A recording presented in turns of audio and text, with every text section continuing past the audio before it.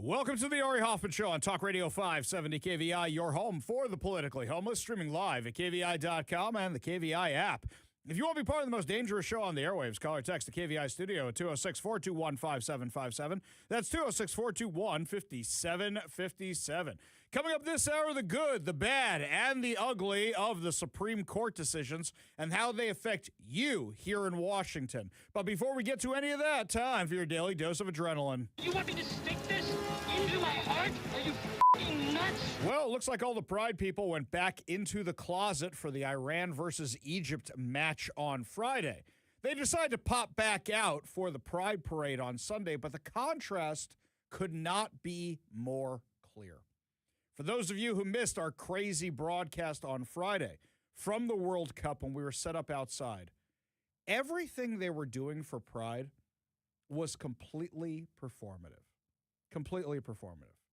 Let's go back in time. Months ago, we find out that Seattle gets the World Cup. And then Seattle decides they're going to announce that we're having Pride Night without knowing who the teams are. They pick the end of June for that specific game because it's going to be Pride weekend here in Seattle. And then they find out that Egypt and Iran are going to be playing each other in this game. And the whole world starts laughing, especially conservative world and pro-Israel world and anti-Iran world and anybody with a brain. The lamestream media didn't figure this out until like the week before. Then they start talking about it. What's it going to be? What are we going to do? Then you start hearing from Egypt and Iran that they're really mad about this. And if they see any pride displays whatsoever, they're not going to play. If they're affected of it by any way, shape, or form, they're not going to play. So what happens? Me, my daughter, and young Zach take the death scooters down to the stadium, carrying all the radio gear. That was dangerous. Dangerous. Let's just put it that way. We get down to the stadium, and what do we see parked out front of the spot that we find? Literally right there is the Seattle Police Department vehicle, the cop car that's painted with all the pride colors, and it's painted that way year-round. We always make fun of that thing. Everybody always makes fun of that thing. It's always in every image of anything pride-related in Seattle is that cop car. And it's outside the stadium. So we see that there's a few cops standing around. So we go talk to them. Hey, is it okay to set up over here? We don't see any of these tame, lame little pride zones that you guys normally have. So can we set up right over here? The cop actually happened to be one I know. He said, no problem. Go set up right over there. And I thought it was weird that such a high-ranking police officer was down there seemingly being a beat cop. I was a little surprised by that.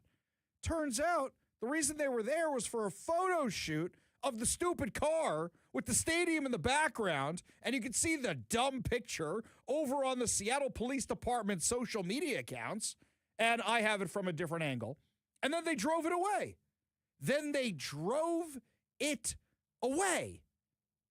And I'm thinking to myself, that's really odd. Wouldn't you leave it out here for the Pride match?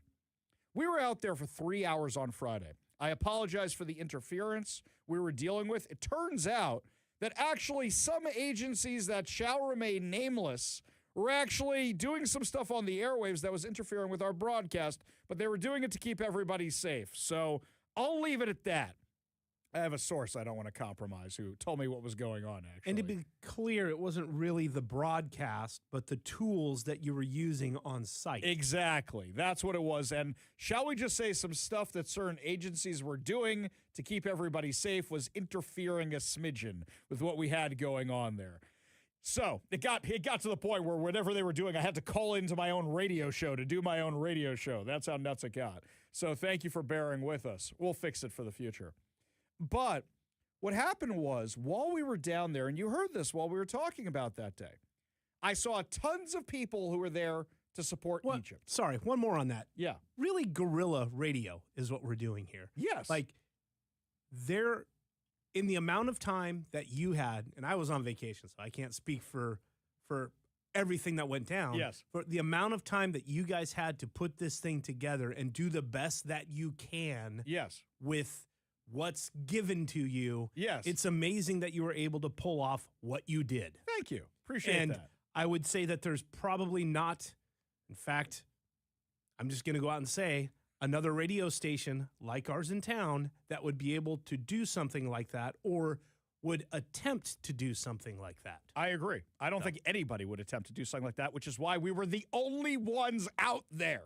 Literally the only ones. This was international buffoonery, and we are the only ones there? Yeah.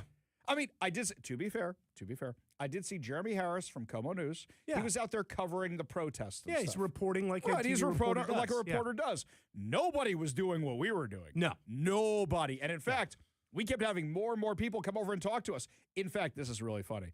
Somebody sent me all these different clips. Apparently, the tourists were shocked to see a radio station out in the wild, and they kept taking pictures of me sitting at my little makeshift table that we had out there, and I made it into a bunch of these videos, which was pretty funny. Also, for KVI Nation, I didn't know so many of you were soccer fans.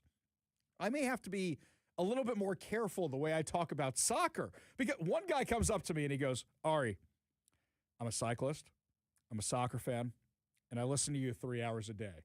Just consider that going forward. And I go, well, I used to be a cyclist. I'm not big on the soccer. So, okay, I will consider that going forward. So many people who listened to the show kept coming by. Oh, it's Ari Hoffman. I had to bleep the program a couple times for a couple of, holy, it's Ari. We did that. It was really nice to see so many of you. It really, really was. Wasn't expecting that. But there we are out there. Aside from the KVI listeners, what am I seeing? Egyptians who are wrapped in the Egypt flag, and they had the headdresses, and they were walking like Egyptians. We saw the people who were anti the Iranian regime. We saw a handful of people who were pro the Iranian regime. Very, very small amount of them. And then what did we see with the Pride people? Almost nobody. This one woman who was, actually, I don't want to assume this person's gender. This one individual kept walking back and forth with a Pride flag as a cape. They tried unsuccessfully to hang the Pride flag on the fencing of the venue, but didn't bring anything to hang it with. So I don't think they were the sharpest crayon in the box. And they were trying to do this, and then they gave up and put it around their shoulders again. I don't really know what they were trying to accomplish there, but then they walked away. I saw some people with Pride flags. And the people with the Pride flags, I said, oh, are they giving those out? They're the little kind. Like KVI gives out the American flags. They're these little Pride flags. Oh, are they giving those out? No. We brought them from home. This was a test of whether Seattle's politicians actually believe in these our values they claim to champion. If you're going to celebrate Pride, why are you staying silent when teams from countries that execute gay people come to your city?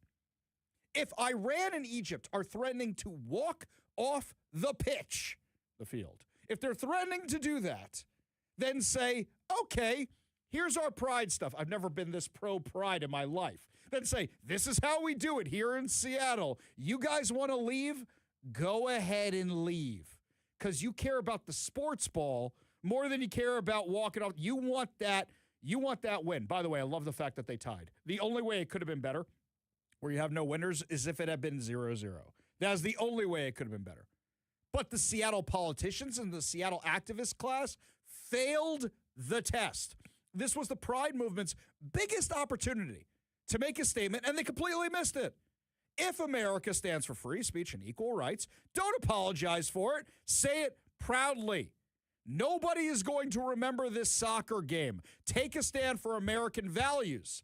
That would have been remembered if they walked off the field and Katie Wilson said, oh, yeah, well, we're going to stand by our values. You know what? That clip would still be going viral today, and people like me would have to give her kudos for it.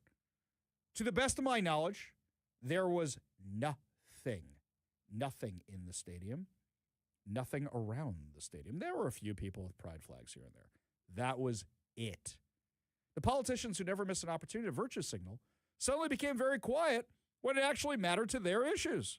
The people protesting the Iranian regime showed more consistency than the politicians who claimed to champion LGBTQ rights. In fact, I saw people with Pride flags, not the TQ ones, just the regular Pride flags, marching with the anti-regime people. And they're not your usual pride activists.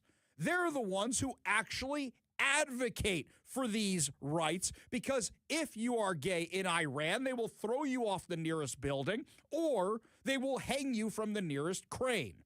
In Egypt, they do other awful things to you. So, this could have been a defining moment for Seattle. Instead, Seattle leaders chose silence. If your principles disappear, the moment they're inconvenienced, they aren't principles, they're performance. Where were all the activists? For all the noise they usually make, they're almost nowhere to be found. If you believe in something, then defend it. Then defend it. You know the only craziness that I saw while we were down there? So what happens is after we're done with the broadcast, we wrap up the broadcast, we're getting ready to leave, and Andrea Suarez from We Heart Seattle comes over. And she says, "Did you see the protesters?" I go, "No! We were here for the protesters. They were supposed to be here. They were supposed to be right in front of us. There was supposed to be the battle royale right here." And she says, "Well, they're keeping them away from the stadium. They're over there deeper into Pioneer Square." So Andrea says, "You want me to show you?" And I said, "Well, I got my daughter with me, so I can't do what I normally do. And I can't go out there because I can't put her at risk." And Andrea goes, "I will watch your daughter. I will take care of your daughter. I'll make sure she's safe.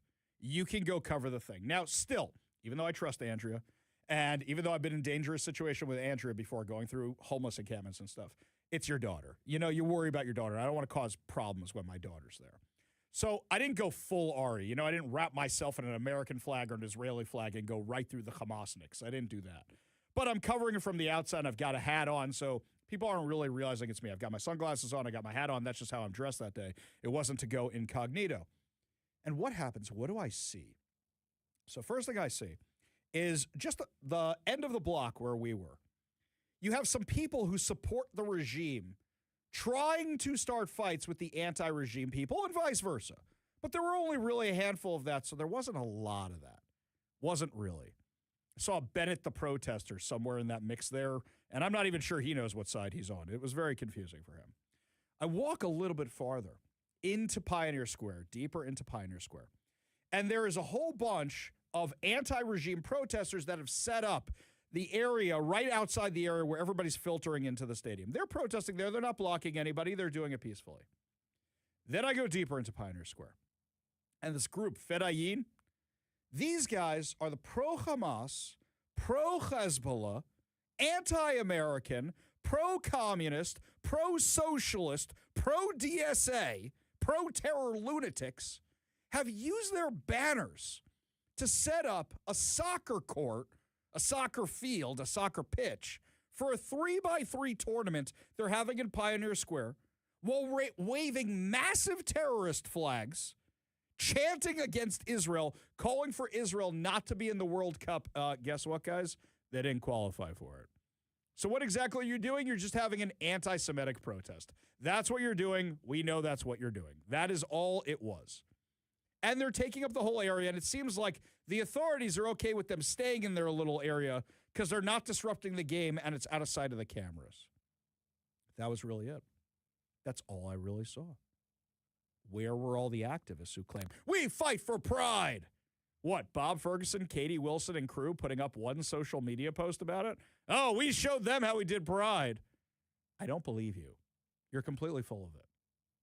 You guys caved to the jihadis. You guys caved because there's this weird coalition. Queers for Palestine is a perfect example, where you have this coalition where you don't want to offend the jihadis. So you put all the pride stuff away so you can have your soccer match. And it just shows you are willing to compromise your principles. You are willing to hide that stuff back in the closet when it's inconvenient. But when there's little kids around, then we let our freak flag flies. I don't know if you saw the video from the Pride Parade yesterday. So, fully naked men. Fully naked, I don't know what they were because they got all the equipment. I don't know what got added, what got subtracted. I have no idea. I got a good guess, but I don't know. Fully in front of kids, outside in the open in Seattle. The craziest one, here was the craziest one. The Seattle Mariners group is marching down the street. And the Mariner Moose has his antlers with little pride flags on them. Adorable. Lovely. The Mariner Moose is walking. Who's right behind him? a person, I don't want to assume their gender, in a Mariners jersey, waving, I kid you not, a Palestinian flag that has been updated with trans colors in it. So there's like a little bit of blue and a little bit of pink. And I go, this is what Gad Sad talks about when he talks about suicidal empathy in Gaza. They would literally throw you off the nearest rooftop for being gay if there were any rooftops left. And you're waving their flag updated with pride? Tell you what, take the next flotilla. Oh, wait, you won't get to Gaza if you try a flotilla. Go to Gaza. Bring that flag with you. Go into the middle of whatever city's still left. Try waving that flag and see what happens. Watch what happens. The Mariners don't have enough problems. So now they got to take on the Middle East and pride and all the stuff on top of it. That video from Jonathan Cho went mega viral in the last 24 hours. It's everywhere with everybody tagging the Mariners. Do we know if this person's officially part of the Mariners group? I don't know. They're right behind the Moose. They're in front of their truck. Look like they were part of the group. If the Mariners would actually get back to us for comment, we would actually know. Hey, I wonder if this is going to be like the Mamdani thing. Remember when Mamdani hugged Mr. Met and they lost 10 games in a row? What was it, 12, 13 games in a row? I wonder if this is going to be the same kind of thing because I hear the Mariners lost yesterday. This is literally suicidal empathy that we talk about all the time. We want to respect the people who kill members of the LGBTQ community. We want to respect them. Are you kidding me with this? I'm not one who advocates for pride, clearly. It's not my jam. We have people who listen to the show, and I say, you do you. Whatever you want to do, that is fine. It is not my job to judge what you do in your bedroom. That is your business. I only really comment on this stuff when it is your tax dollars being used, when it is targeted at the kids. So these guys show up for the Pride Parade yesterday, fully naked in Seattle Center, twerking all over the place, naked on 4th Avenue. But when they could have challenged the regime, they didn't have to be naked. When they could have challenged the regime with the flags and with the everything else, nowhere to be found? Is it the admission that they know that their jihadi allies do not approve of this kind of stuff and they're trying not to offend them? Is it, well, they're a minority and they just don't understand our ways? Is it cowardice? Or is it children are an easier target? Let's do all this stuff in front of them. I know there are plenty of people who listen to the show who are members of the LGB community, some even in the T community, who say this stuff does not represent us. We want to live our lives. We want to marry who we want. We want to be who we want. We want to be who we want to be. But we don't want to target kids. We don't want boys playing against girls. We don't want boys in girls' locker rooms. That stuff's insane. In fact, a few detransitioners came up to talk to me on Friday during the game about this. Some of them were the ones who got assaulted in Cal Anderson Park just a few days ago by the people who claim they stand for trans rights. They literally had an opportunity to put out their messaging to the entire world, and the activists didn't do it. The activists didn't do it. The activists were gone. The only ones who were there were people who listened to the show and people who were fighting the regime, who identify in that community. And the activists, the usual leftist activists, I didn't see any trans Tifa. I didn't see any of those people who show up anytime we do a signing event or any of that. I didn't see any of that, which shows me that in their hearts they're cowards, or they're acknowledging the reality that these allies they've picked want to kill them.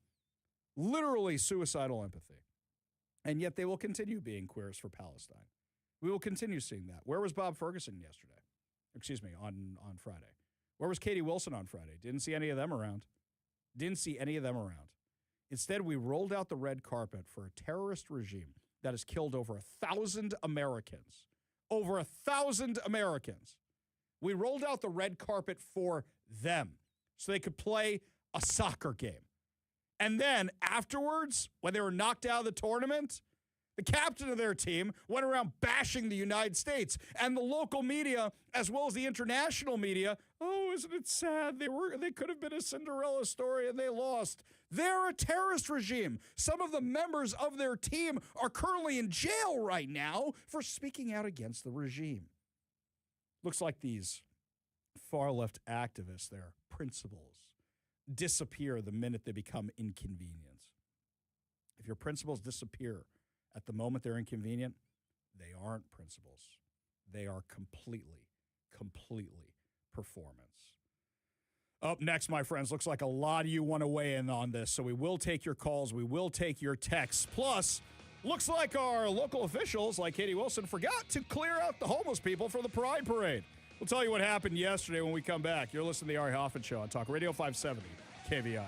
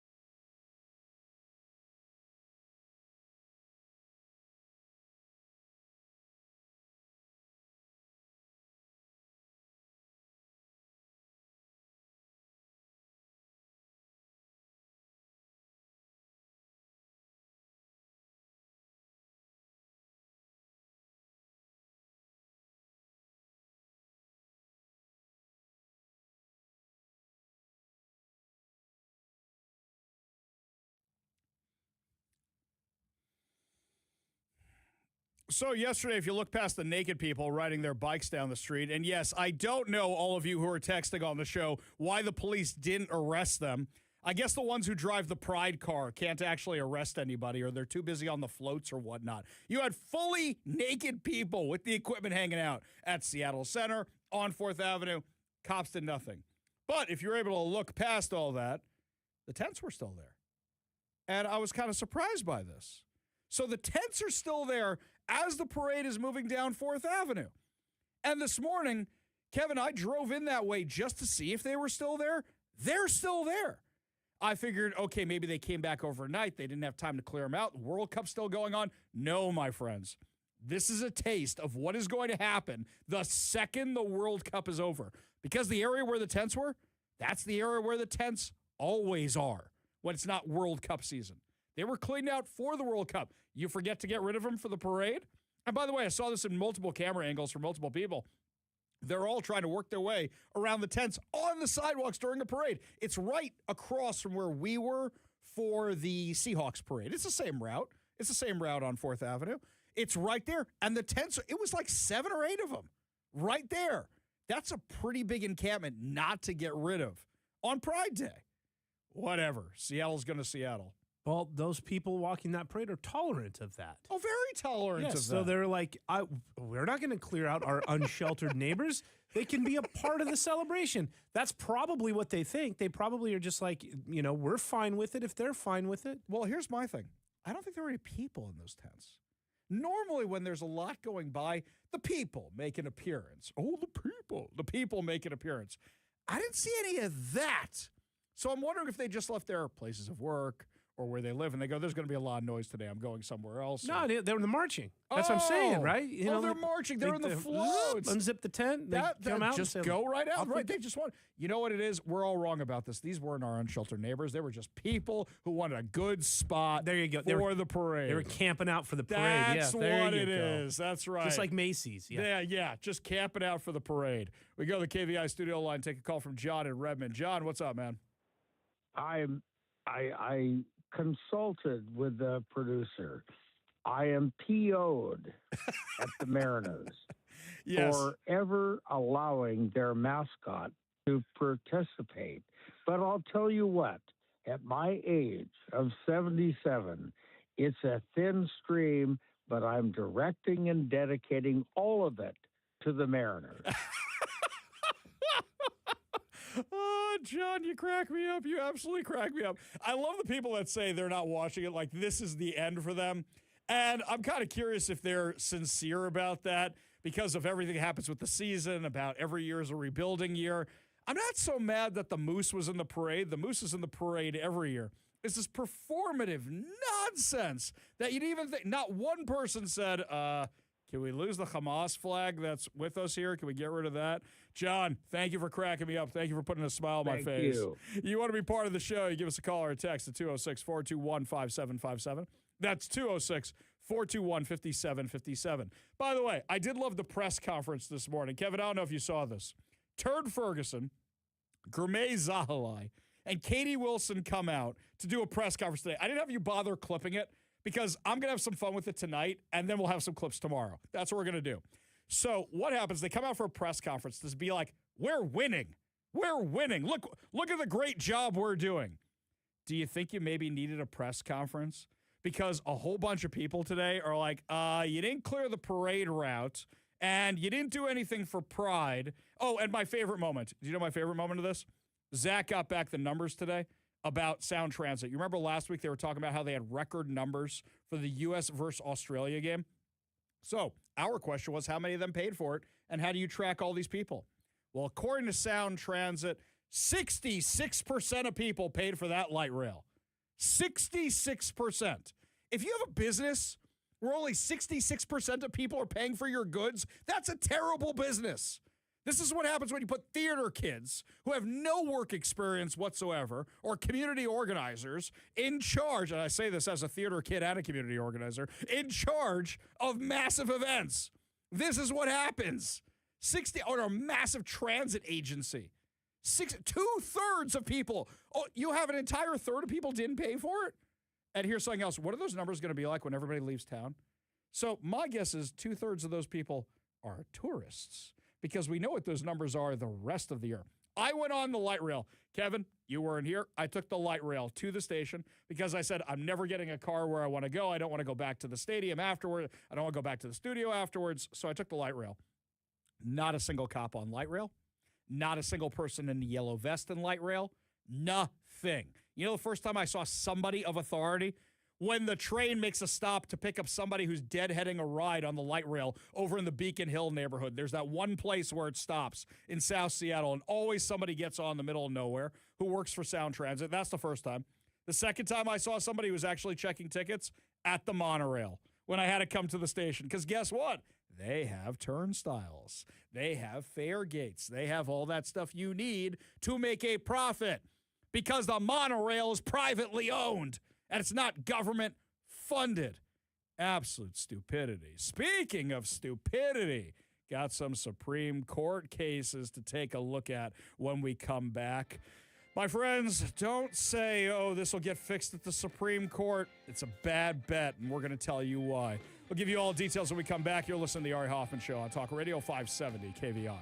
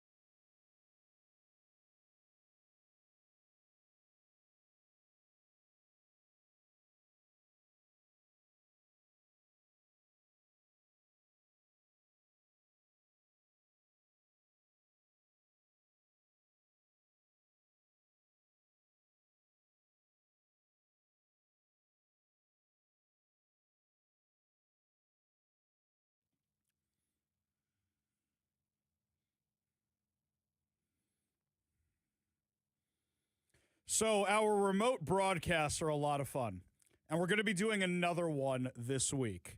So Tuesday night, as soon as the show is over, I am hopping the red eye to Washington, D.C. And as soon as I land in Washington, D.C., I'm going straight to the Capitol because Representative Dan Newhouse invited us to broadcast from the Capitol. It'll be great. We're going to be broadcasting from the Cannon Building, which is where the offices are, right next to the Capitol. We're going to be broadcasting from there on Wednesday. Thursday, got a little bit of fun planned. Thursday, I'm going to head over to the Great American State Fair. And the Great American State Fair, for those of you who haven't been paying attention, there's a fun little bit of drama going on, which is some states didn't send any representation whatsoever. So to fill the spot, the Trump administration or whoever's running the fair put up some pictures of the place and just put up the name of the state. So if you look at the Washington state, there's the Starbucks sign, the Amazon sign, Pike Place Market, some whales, that says Washington. and there's 2 rocking chairs and a small little end table that's like the thing you put your drink on while on vacation. That's it.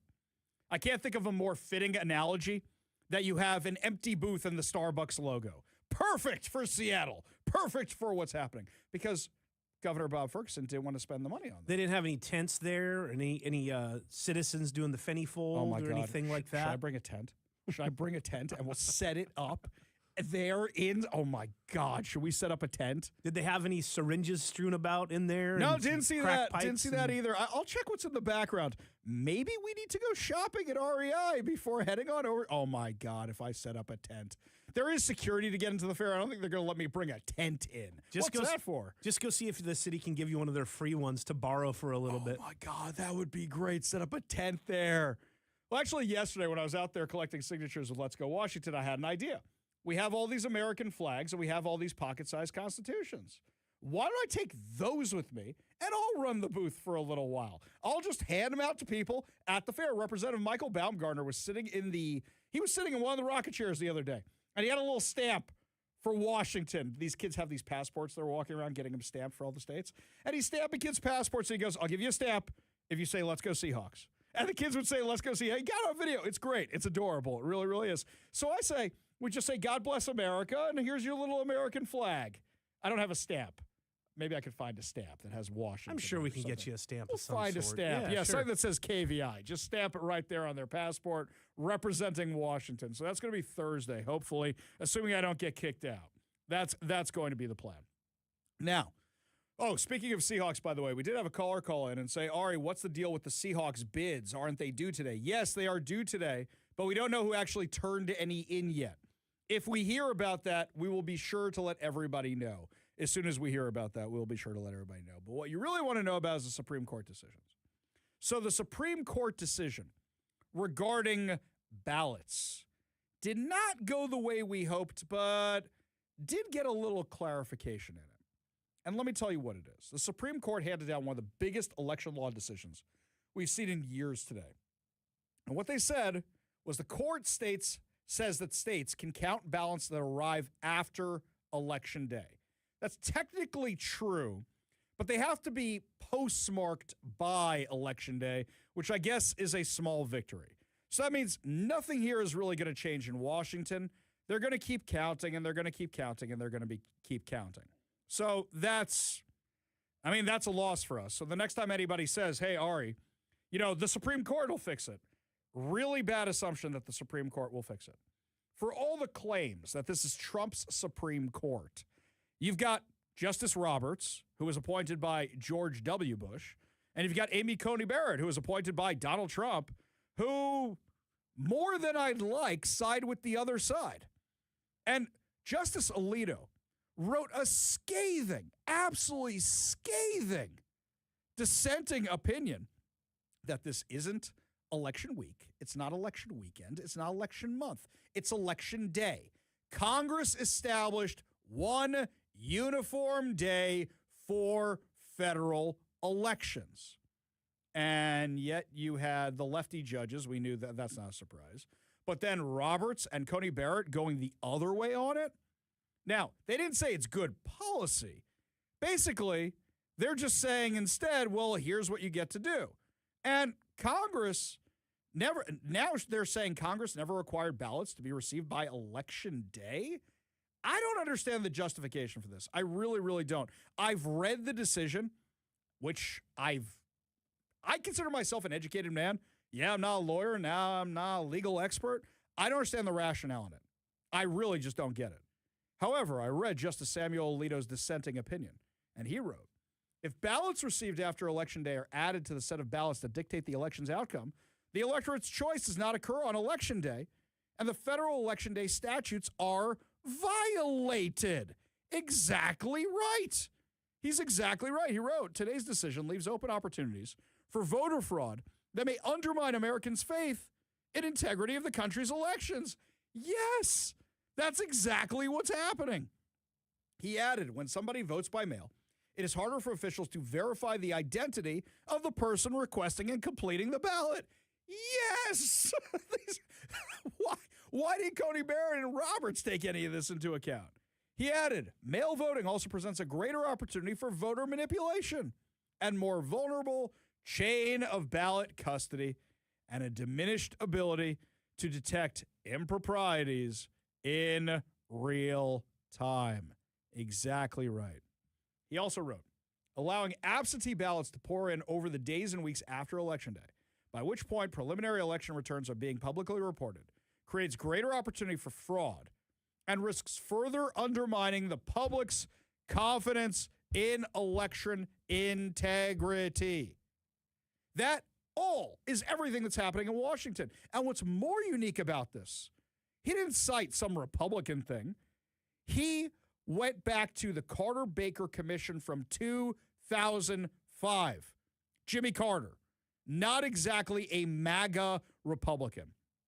The commission concluded absentee voting was the largest source of potential fraud in American elections. He also cited Justice John Paul Stevens, a liberal justice, who wrote that absentee ballot fraud is real and could affect the outcome of a close election. Alito also wrote, it is undeniable that a prohibition on counting late arriving ballots would provide an additional hurdle for bad actors seeking to stuff ballot boxes when early election results suggest a tight race. He added, today's decision is inconsistent with the terms of Election Day statutes, contemporary election law principles, and 2 centuries of historical practice, and the case law on the question presented. He's exactly right. But Roberts and Coney Barrett voted the other way. And it makes no sense. It makes no sense at all. He added, it creates a serious risk of further undermining public confidence in our elections and our system of self-government. I therefore fully respect the dissent. That's what he says. That's why he's doing the dissent. It makes no sense whatsoever. It really doesn't. This is something that should have been ruling the other way very, very clearly. And unfortunately, they went this way. Now, there is some good news out of the Supreme Court today. There is a specific case they are going to hear out of Washington. And it's the case regarding Senate Bill 5599. Senate Bill 5599 is the one which allows kids to come here seeking gender-affirming care, which means trans surgeries, come here seeking abortions, which means they can come here without their parents' permission. The state can pay for all of this. And then the parents have no recourse whatsoever. The court is going to hear this decision next term, which means they are going to rule on this in the summertime probably of next year, maybe earlier. This is huge. This is really, really huge. And this is an opportunity that we have to fix all of this, that the Supreme Court has to fix all of this. Given today's decision, I'm a little bit more concerned about how this is going to shake out. Let me know what you think. Give us a call or a text at 206-421-5757. That's 206-421-5757. But I'll say this. I used to say we shouldn't do the SAVE Act because I was concerned about breaking the filibuster. Now I don't know how else you save the republic. Because right now, if you can keep doing this voting nonsense, where you can have ballots coming in, we've seen the results in Washington. I'm concerned that if we don't have the SAVE Act, this is never going to get fixed, and it's only going to get worse. Let me know what you think. Give us a call or a text at 206-421-5757. That's 206-421-5757. Up next, my friends, Caitlin Clark still getting assaulted in the WNBA, so they keep assaulting their greatest asset. That's a bad move. Give you all details when we come back. You're listening to The Ari Hoffman Show on Talk Radio 570 KVI.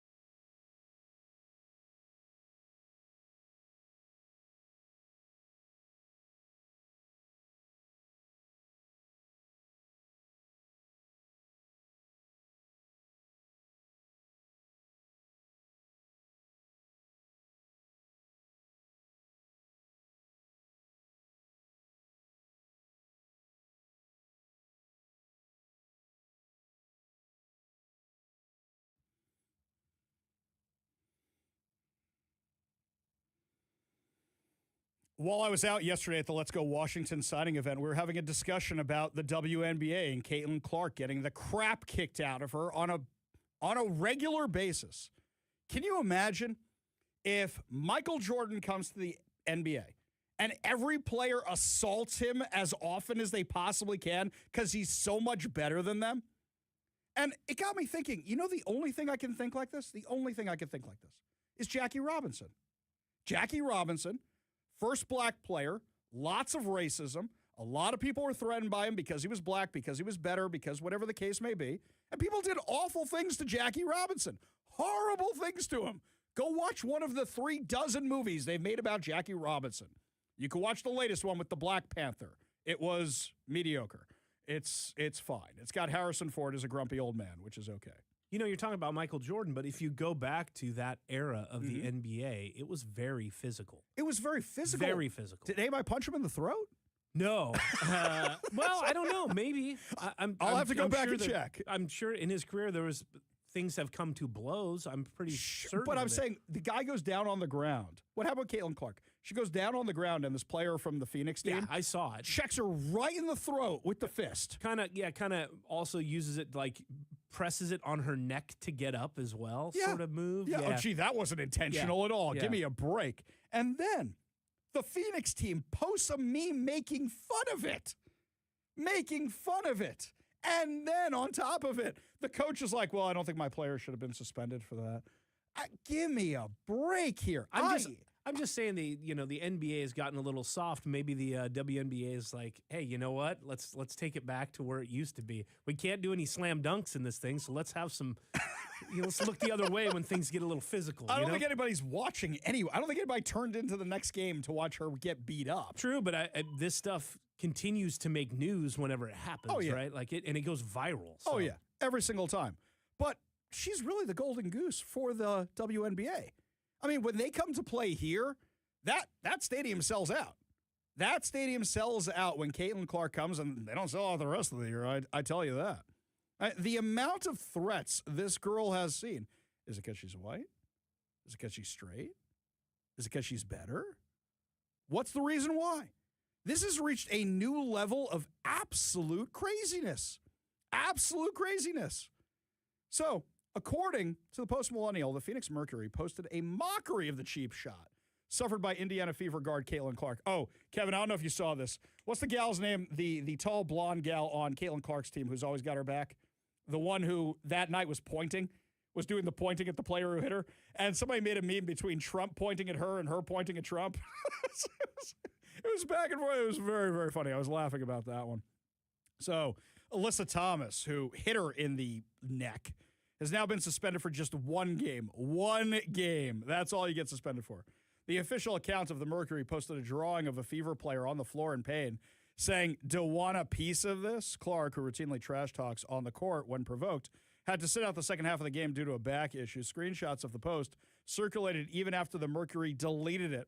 The Mercury won their game against the Fever. Charming. The post was also a play on the name Mercury player DeWanna Bonner, who played with the Fever for a stretch last season. Thomas was hit with a flagrant 2 penalty and was disciplined for recklessly making contact with her fist to the throat area of Indiana Fever guard Caitlin Clark. Thomas also received a flagrant 2 penalty. She'll have to sit out during the Mercury-Toronto Tempo game on Saturday, or she did sit out during that game. The incident occurred with about 7 minutes left in the second period. Clark hit the floor after contact with Mercury defender Lexi Held, who then, along with Bonner and Thomas, collapsed on top of Clark, aiming to get the ball. Thomas then pushed her fist into Clark's neck before getting off of her and stepping over her. Clark had 19 points and 8 assists, but the Mercury won 111-109. Kevin, I didn't know the game scores went that high in the WNBA. Oh, sorry. Was that inappropriate? So this quote here, Indiana Fever coach Stephanie White said, "We have a generational talent WNBA superstar who had 2 cheap shots against her that weren't even called. She called it absolutely unacceptable, absolutely egregious, and utterly disrespectful that referees did not issue a foul during the game."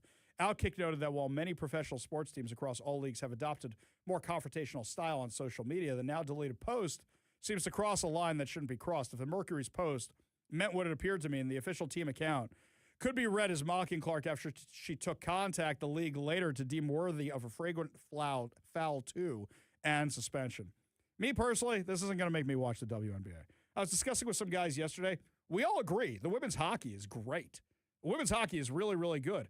Though WNBA, lower the baskets or shorten the court or something to make it better.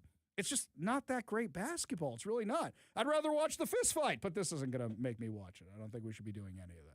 Let me know what you think. Give us a call or a text at 206-421-5757. Do you think it's racism?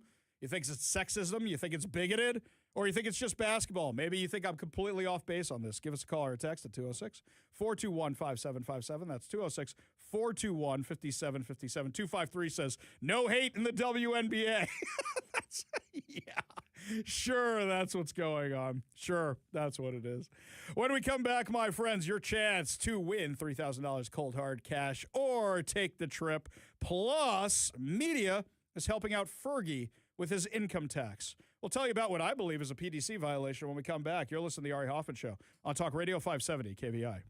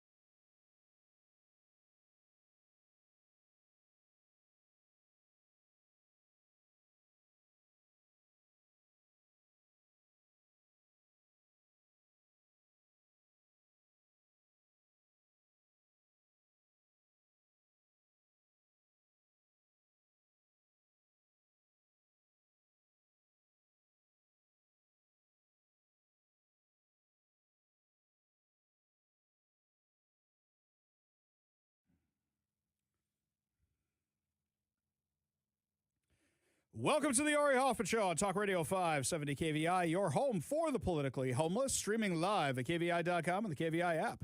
If you want to be part of the most dangerous show on the airwaves, call or text the KVI studio line at 206-421-5757. That's 206-421-5757. Coming up this hour, William Kirk from Washington State Gun Law will be joining us to discuss some of the Supreme Court decisions. And also, are we going back to war in Iran? But before we get to any of that, my friends, now is your chance to win $3,000 cold hard cash or get a trip, all courtesy of us right here at KVI. It's take the trip or keep the cash, my friends. So here's how this works. I'm going to give you a word, and you're going to text that word to the number I give you, and you'll be entered to win your choice of either $3,000 in cold hard cash or a trip to South Dakota. And you may think to yourself, what's in South Dakota? Well, I will tell you, my friends, because it's south, it's a little bit warmer than North Dakota by three whole little degrees right there. No, but you know what's there? Mount Rushmore. Mount Rushmore is on my bucket list, and I have never been there before. So I am very, very envious of whoever wins this trip. So, my friends, today's word is plane, not an airplane, not that spelling. No, as in very plain, as in plain white bread, that kind of plain, as in the Great Plains, but it's singular. This is not a great word to try and do this with, right? Kevin's got one here for me. No, I was trying to look for Money, the song Money, because usually boom, boom, boom. It's okay. That's fine. I'm having issues with the word here today, sir. It's plain, P-L-A-I-N, and I'm trying to use it in a sentence. Sure. And my brain is kind of just not finding anything off the top of my head here for it. There's some great plains. Yeah, see, that's the problem. Anyway, plain, P-L-A-I-N. This is not great for many reasons. Yes. P-L-A-I-N. Text the word plain, P-L-A-I-N, to 206-421-5757. That's 206-421-5757 for your chance to win. Lots of people are weighing in on the Caitlin Clark thing. So this one here, Matt says, for the record, the Detroit Pistons beat the you-know-what out of Jordan. I was unaware of that. I will go back and double-check. I know Matt, and Matt probably is 100%. Kevin's like pointing and going, yeah, that's exactly what happened. Yeah, well, I mean, that's what I know, that era of the NBA was like pretty brutal, man. They went at it hard. But was that a rookie thing, or was that a they always did that to him thing? There were guys like Jordan was targeted. For sure. Mm-hmm. I mean, he's the best guy in the game. Yeah. So they tried to do all sorts of little incidents. I wonder if by the time I was old enough to really appreciate this stuff and watch Jordan, it was kind of like, he's the best. I mean, we're going to try and stop him, but we're done with those kind of shenanigans. I mean, you got Drexler. Mm-hmm. You had what's his name? The big guy from the 76ers who also went on, the guy with the big mouth who's everyone loves. Charles Barkley? You had Barkley who was tough. You had Rodman was tough. Sure. Yeah, they knocked each other around, man. Yeah. No, I know, but this is a little, I don't know. This just feels a little bit more, I'm not saying more targeted. Sorry, that's the wrong way to put it. This feels specifically targeted. And maybe it's because we expect ladies to be dainty. The women of the WNBA are not dainty. I think that's a big part of it. Mm-hmm. And I think, people play race into this as well. Yeah. I think if it was if she was a person of color, what would they be saying on air about that? We probably wouldn't even be talking about right. The people would be suspended for seasons and all that, right? But no, I'm just saying, I'm saying if it is a weird sort of, I mean, target the white gal. Yeah, it's not great. It's not great. But she's also, I think it's more about her being a really good player, right? Yeah. I think if there was any person of any color who is as good a player as she is in that league, they would be targeted. Yeah. Well, that's just the way it is. Now I'm going to have to go back tonight and watch some Jordan clips while I'm working, because I like looking at the old NBA clips. My favorite one is when you see Michael Jordan beat all 5 Nets. You see him get past. It's the Nets and they sucked. But, I mean, haven't gotten much better. But you watch him beat all 5 of them. I mean, really, watching Jordan was a sight to behold. We had tickets to the Nets, and we were either sitting behind the basket or kind of a little bit behind courtside. And whenever we watched them, we would go to see the good teams, see the Bulls, see the Knicks, see everybody else. anytime Jordan went airborne, anytime, you would see the flash bulbs. Oh, yeah. And people brought their cameras. This wasn't cell phone day and age. People had to bring their cameras. You would see the flash bulbs go up in the entire place. And remember what kind of pictures you're getting back then on your little disposable or Fisher-Price or whatever garbage camera you had back then. Those pictures are what you're taking, and it's like, you're not really going to see much on that. You're going to see the other side of the stadium, maybe. My favorite clip is, I think it was Reggie Miller. I think he was playing the Knicks because the Knicks hated the Pacers and Reggie Miller. Yeah. When he made was it 9 points or 10 points in like 10 seconds? It was like he made a three and then there's an inbound pass that he steals and he makes another three. There's this insane where he makes 10 points in 5 seconds. Now I'm going to have to go look that. Reggie Miller? I'm going to have to go look that one up too. That's my favorite. And then him making the choking. Yeah. Choking towards old Spike. What is his name? The director. Spike Lee. Spike Lee, who's Spike always. Lee. Yeah, he's always at the Knicks games. That was my favorite. My favorite. So now I got to go look this up because when I watched The Last Dance with the Netflix movie about the Bulls, I go, oh, right, I remember that. Oh, I didn't know that because I was a little too young at the time. I really was. And it gave me a new appreciation for the stuff I watched then. This is all the kind of stuff I got to go look up because by the time I was old enough to appreciate the Knicks, well, they kind of sucked for a while there. They really, really did. Anywho, this one here. Okay, 425, I'm about to get mad at you. 425, here's why I'm about to get mad at you. Hi, Ari. I wish you and other influencers would have supported the Proof of Citizenship initiative by the Washington GOP. That's a huge piece of our systemic problem. Non-citizens getting registered to vote also risks their immigration pathway. 425, I spent 6 hours outside yesterday on a Sunday. I had to get up super early. I had to bring the KVI van with me, which is not my usual method of transportation. I had to take it home 3 days early because of all the broadcasting we were doing. Because guess what we were signing people up for while we were doing the Let's Go Washington initiatives? The new voter ID one, because it failed last time. And do you know what I did last time? You know how I met a guy named Scott Pressler, 425?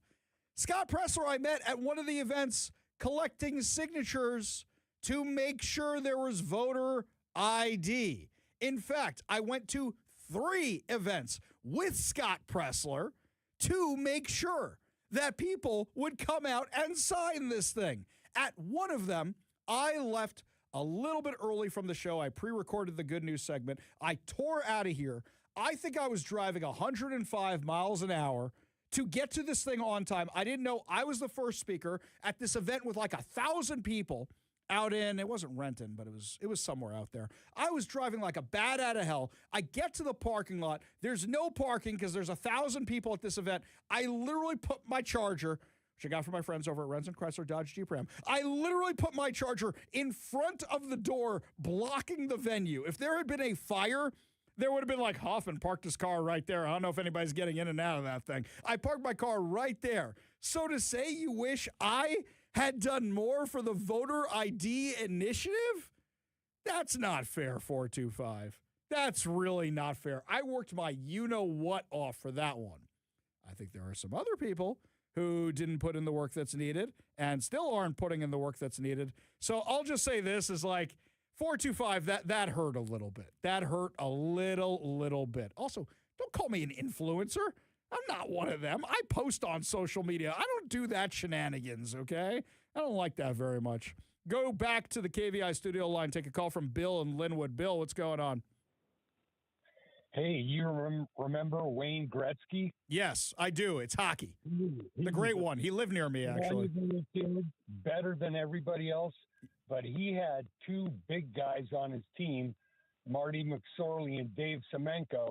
And if anybody touched Wayne Gretzky, those 2 big guys were all over it, and they took care of it. See, she's got that girl Cunningham, the big, tall, blonde girl, right? Is that her name? Something Cunningham? She's the one who does the pointing meme. That one. It cracks me up, the pointing meme. So she's the one who's her defender now. But I think, I got to say, actually, if the other team's roughing you up, then where's the Indiana, what are they called? The Fever? The Fever. The Indiana Fever. You're right. Where are her defenders? Where are her enforcers? And then you don't have that problem anymore, right?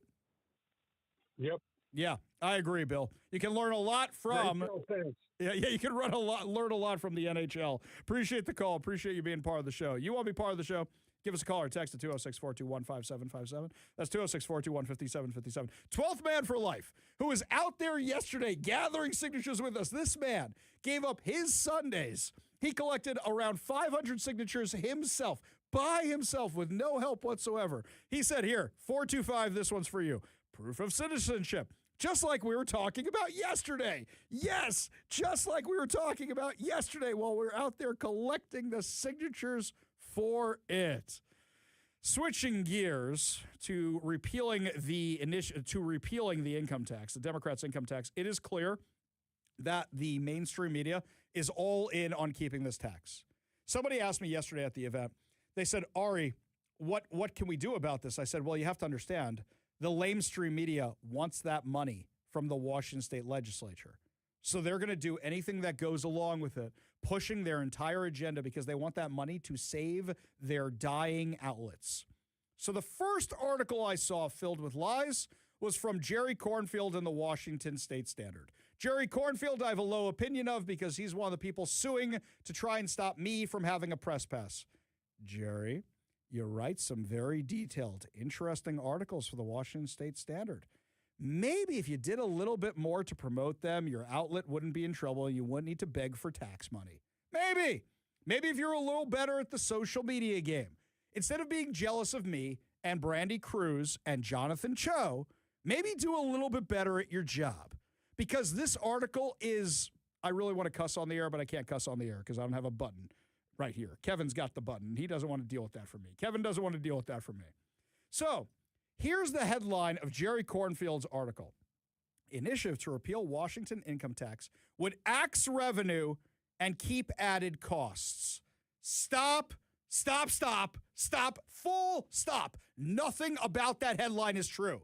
Not one GD word. Not one. See, look at that. I'm being better about this now. Not one is better about this. Not one is true. You can get creative, like, was it listener John? Yeah, listener John. I was talking about his stream. His yes. stream. Don't cross the streams. Yeah, he was talking about his stream, right? So there you go. I got a GD out of it, okay? Here we go. First of all, if this thing is going to fix our budget, why does it only go into effect 3 years from now? Why try cutting some funding in the meantime? Yeah, Turd Ferguson and everybody claiming, Danny Heck, Lieutenant Governor of Washington, claiming they don't have the money for a booth at the Great American State Fair. You know what they do have the money for? $5 million they've spent on trans surgeries for convicted felons. Don't tell me you don't have the money. Spare me that nonsense. So, you're going to say it's going to blow a hole in the budget? You already have a hole in the budget. You already have a massive hole in the budget. What's happening is because the people who implemented the tax get to write the language about the tax, they get to write what's on there. They're saying, oh, the children, we want the money for the children and the diapers and the babies and the baby food. And Brian Haywood and Ari Hoffman and Let's Go Washington are going to take away all our money. No. They attached all this to it so that they could claim that. Jerry Cornfield is either dumber than I thought or is being intentionally obfuscating the information because he's on the side of the Democrats. Given the fact that he's in the process of trying to stop me from having a press pass, we can guess which one it is. I don't need to get into the rest of this garbage article because when the headline and the excerpt are both complete BS, we know where you're coming from, Jerry. Jerry, who shows up in court to watch a judge say no to the press passes for me, Brandy, and John. That Jerry Cornfield. And he wasn't there covering it. Oh, right. He's one of the people funding that lawsuit, Jerry. Who's the other ones here? Jim Brunner. Jim Brunner for the Seattle Times. Now, we knew he was a shill for this.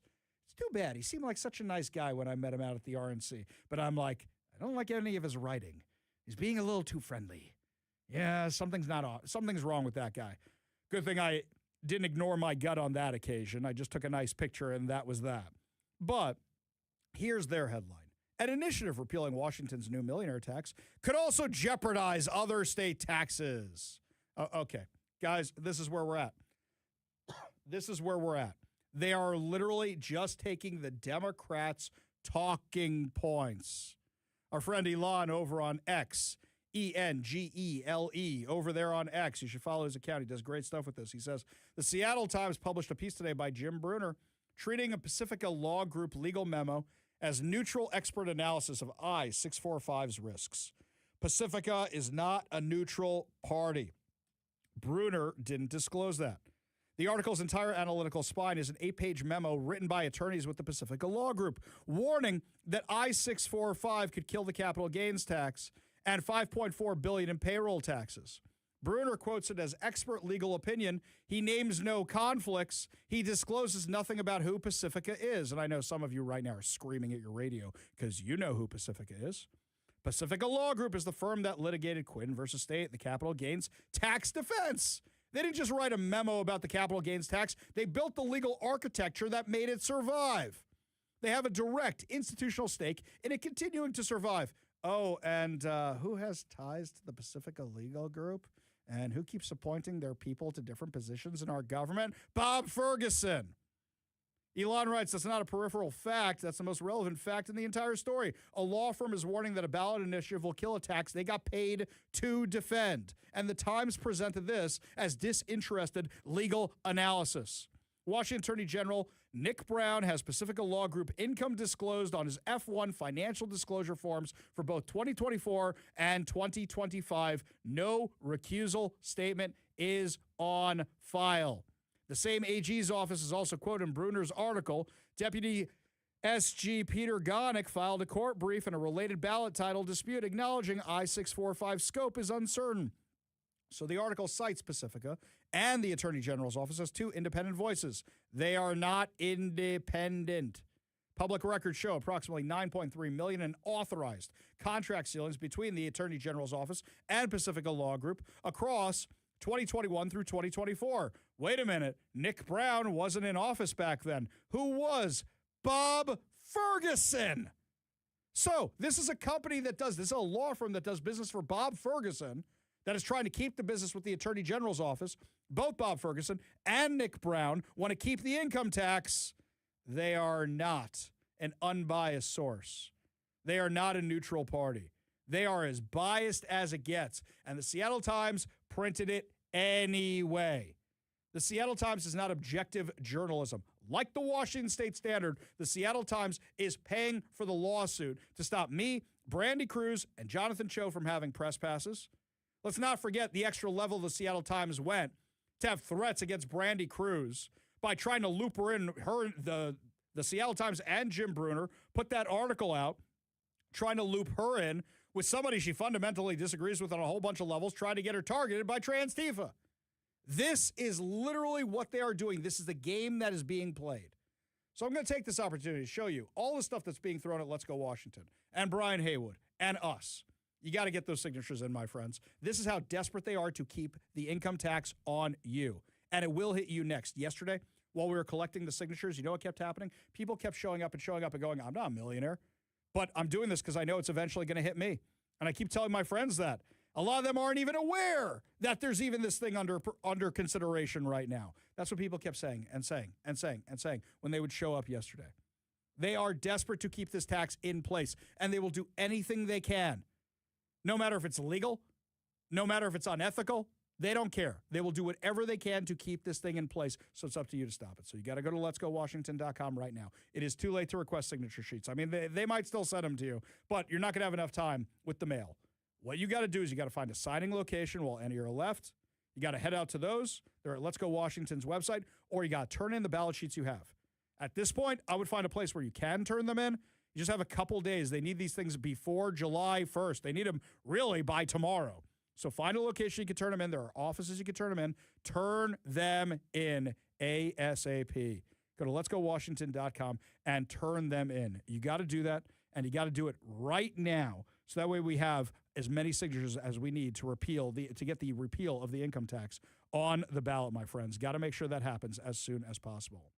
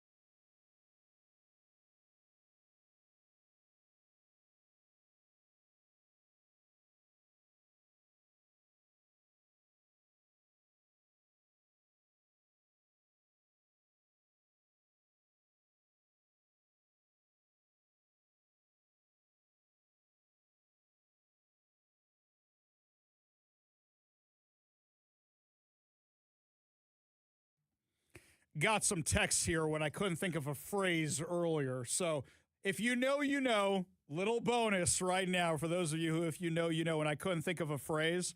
Rebecca texted in, and I can't believe I didn't even think about this one. Rebecca says, the rain in Spain falls mainly on the plain. How did I not think about that one? This one here, this isn't nice, Eben. Ari, your explanation is just plain. Okay. You're all cut off today. You are all cut off. No more of that. I love you guys. I really, really do. Switching gears over here for a second, there was a great conversation between Bill Maher and J.D. Vance. And I know that I've been really, really harsh on J.D. Vance recently, but it's worth calling attention to when people disagree on issues and can have a good conversation.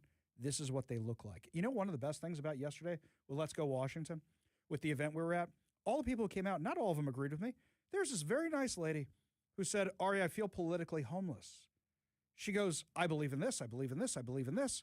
And the Democrat Party just doesn't represent me anymore at all. And she was listing all the reasons. We had a lovely, lovely conversation. Unfortunately, it's not happening in politics enough. So Vice President J.D. Vance was on Bill Maher's show. This is one of my favorite moments. Give a listen. Stuff like that is that nothing ever lands in the middle, which is what I'm always trying to get people to do. I thought you were crazy liberal. Because you don't watch the show. You should watch the show. I actually do watch the show. I laughed my ass off backstage. That was a good monologue. Even though you were making fun of me, I kind of liked it. Yeah. It was fair. Yeah. I know someone in your administration who watches the show. Because I always hear about it. Okay. You're right. The second lady, she's a big fan. Second lady's a big fan of Bill Maher. But I did love that moment. I absolutely love that moment. People think it's insulting when they do impressions of me. I think it's hysterical when they're good. When they're good, I think they're pretty funny. Yes, I've heard a few of you. They are pretty entertaining. So, anywho, this was a good moment. But where it gets a little bit more is where Bill Maher is saying that the Democrat Party has left him, where he says his vote is in play for the next election. And if Bill Maher's saying that, it's not so much that Bill Maher as a celebrity, it carries a lot of weight like that. I'm sure there's some people who look up to that. But we found that celebrity endorsements don't really help. But this is a guy who's a classic liberal. How many other people are thinking the exact same thing?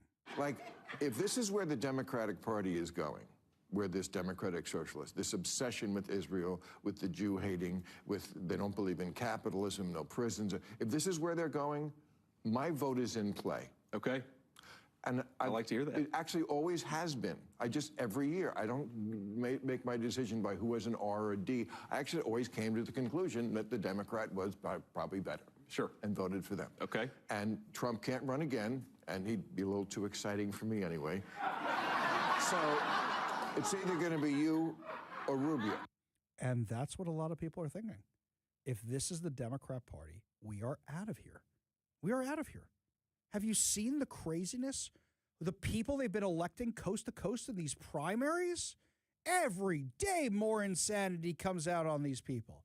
If it's not the anti-Semitism, it's the anti-Americanism. If it's not the anti-Americanism, it's the anti-capitalism. If it's not the anti-capitalism, it's the anti-police. If it's not the anti-police, it's the anti-military.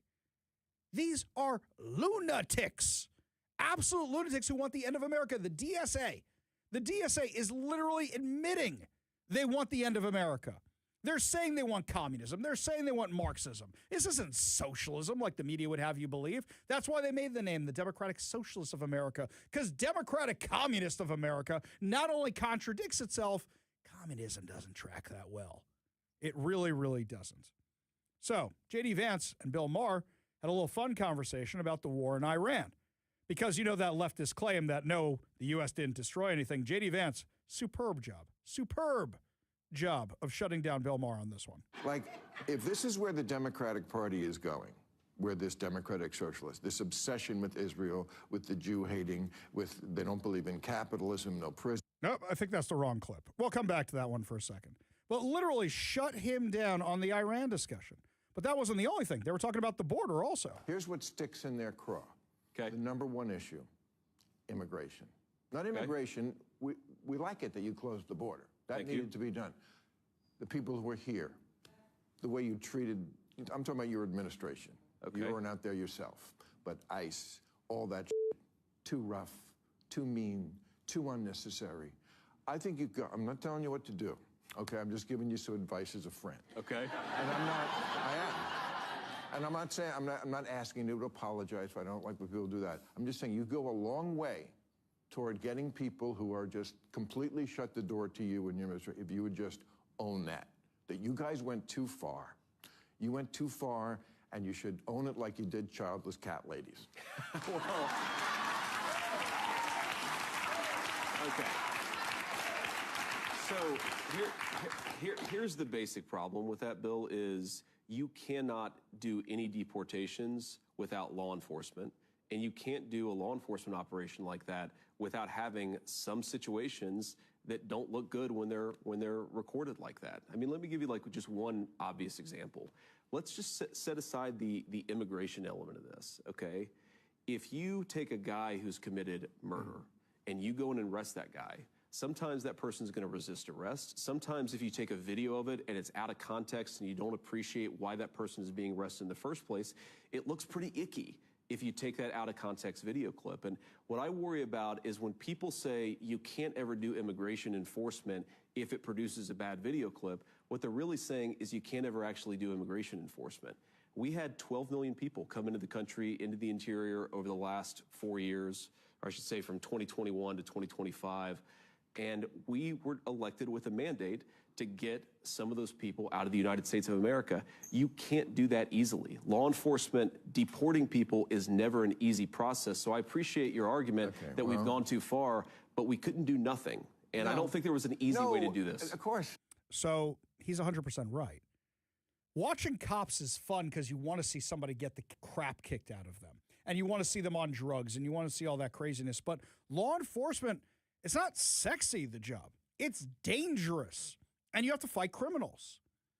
When war started changing is when we had embedded reporters. Can you imagine if we had embedded reporters in World War II, what they would have seen?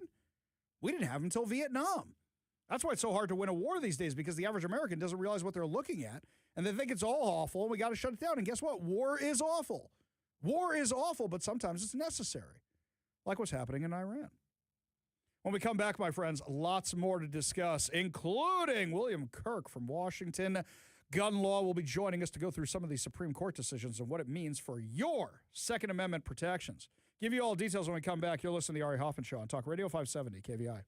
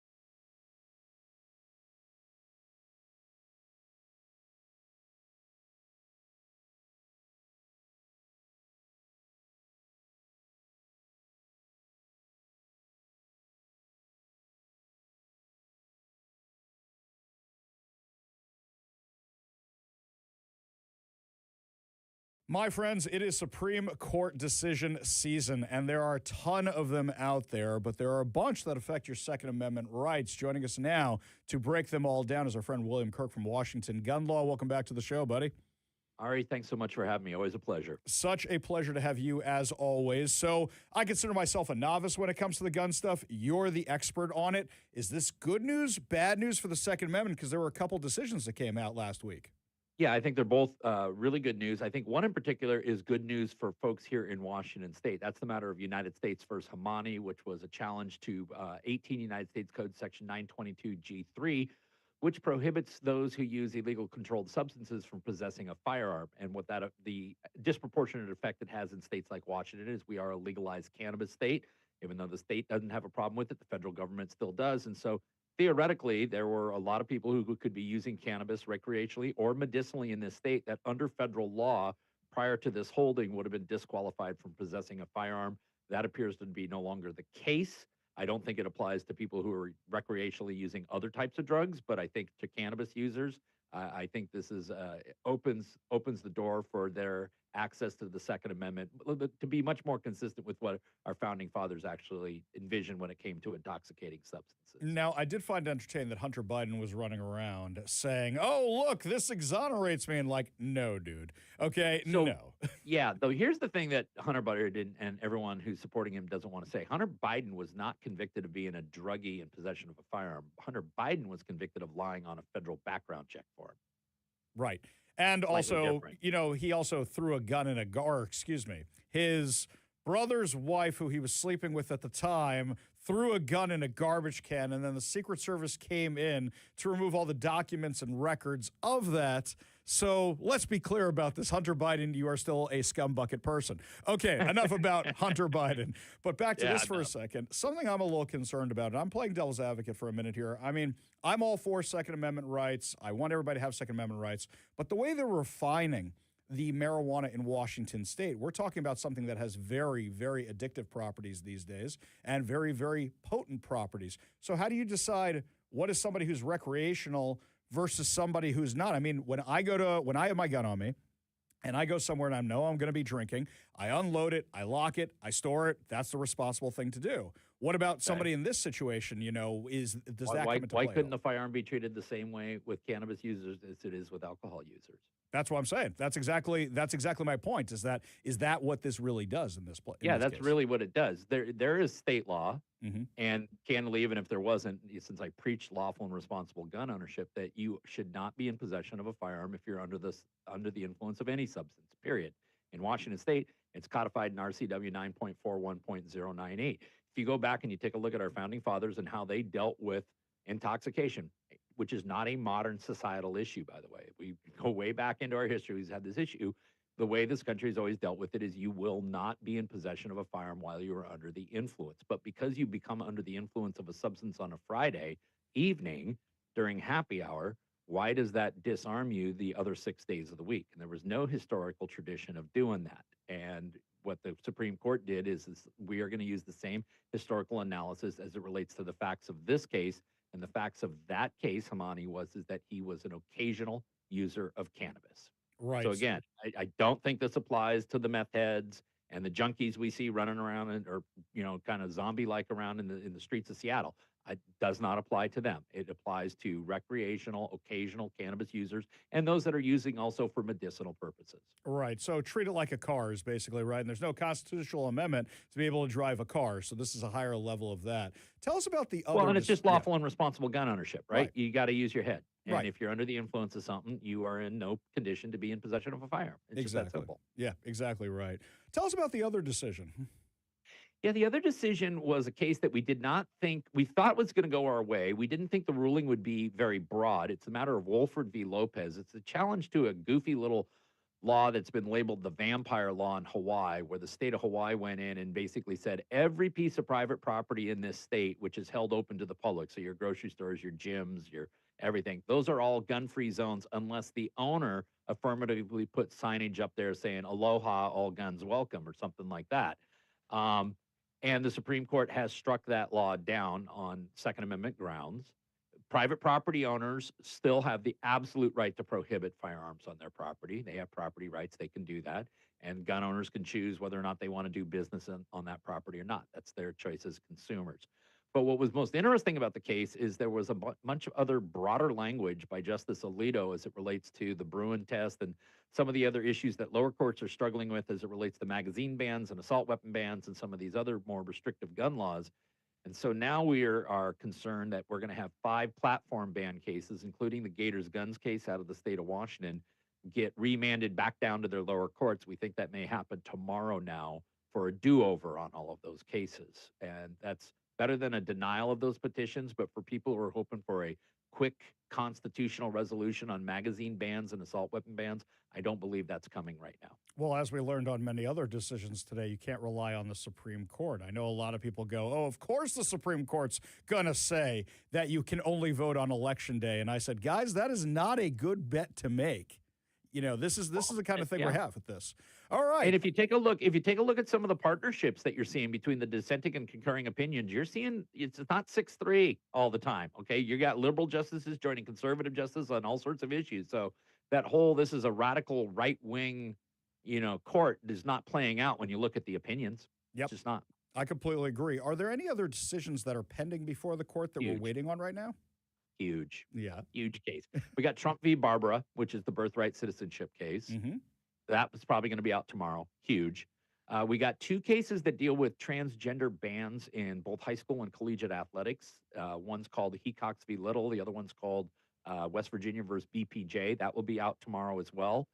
If the Supreme Court follows their line of reasoning that we saw in cases such as, I think it was Mahmoud v. Taylor and United States versus Scrimetti, there was a couple of cases there where this Supreme Court, usually by a 6-3 majority, has shown a willingness to place a lot of limitations on the transgender ideology and the injection of things or the removal of parental rights. And then the biggest news, Ari, to come out today is the constitutional challenge to Washington Senate Bill 5599, which is the bill that allows children who run away from homes to then receive gender affirming care from the state without the parental consent here in the state of Washington. Yeah.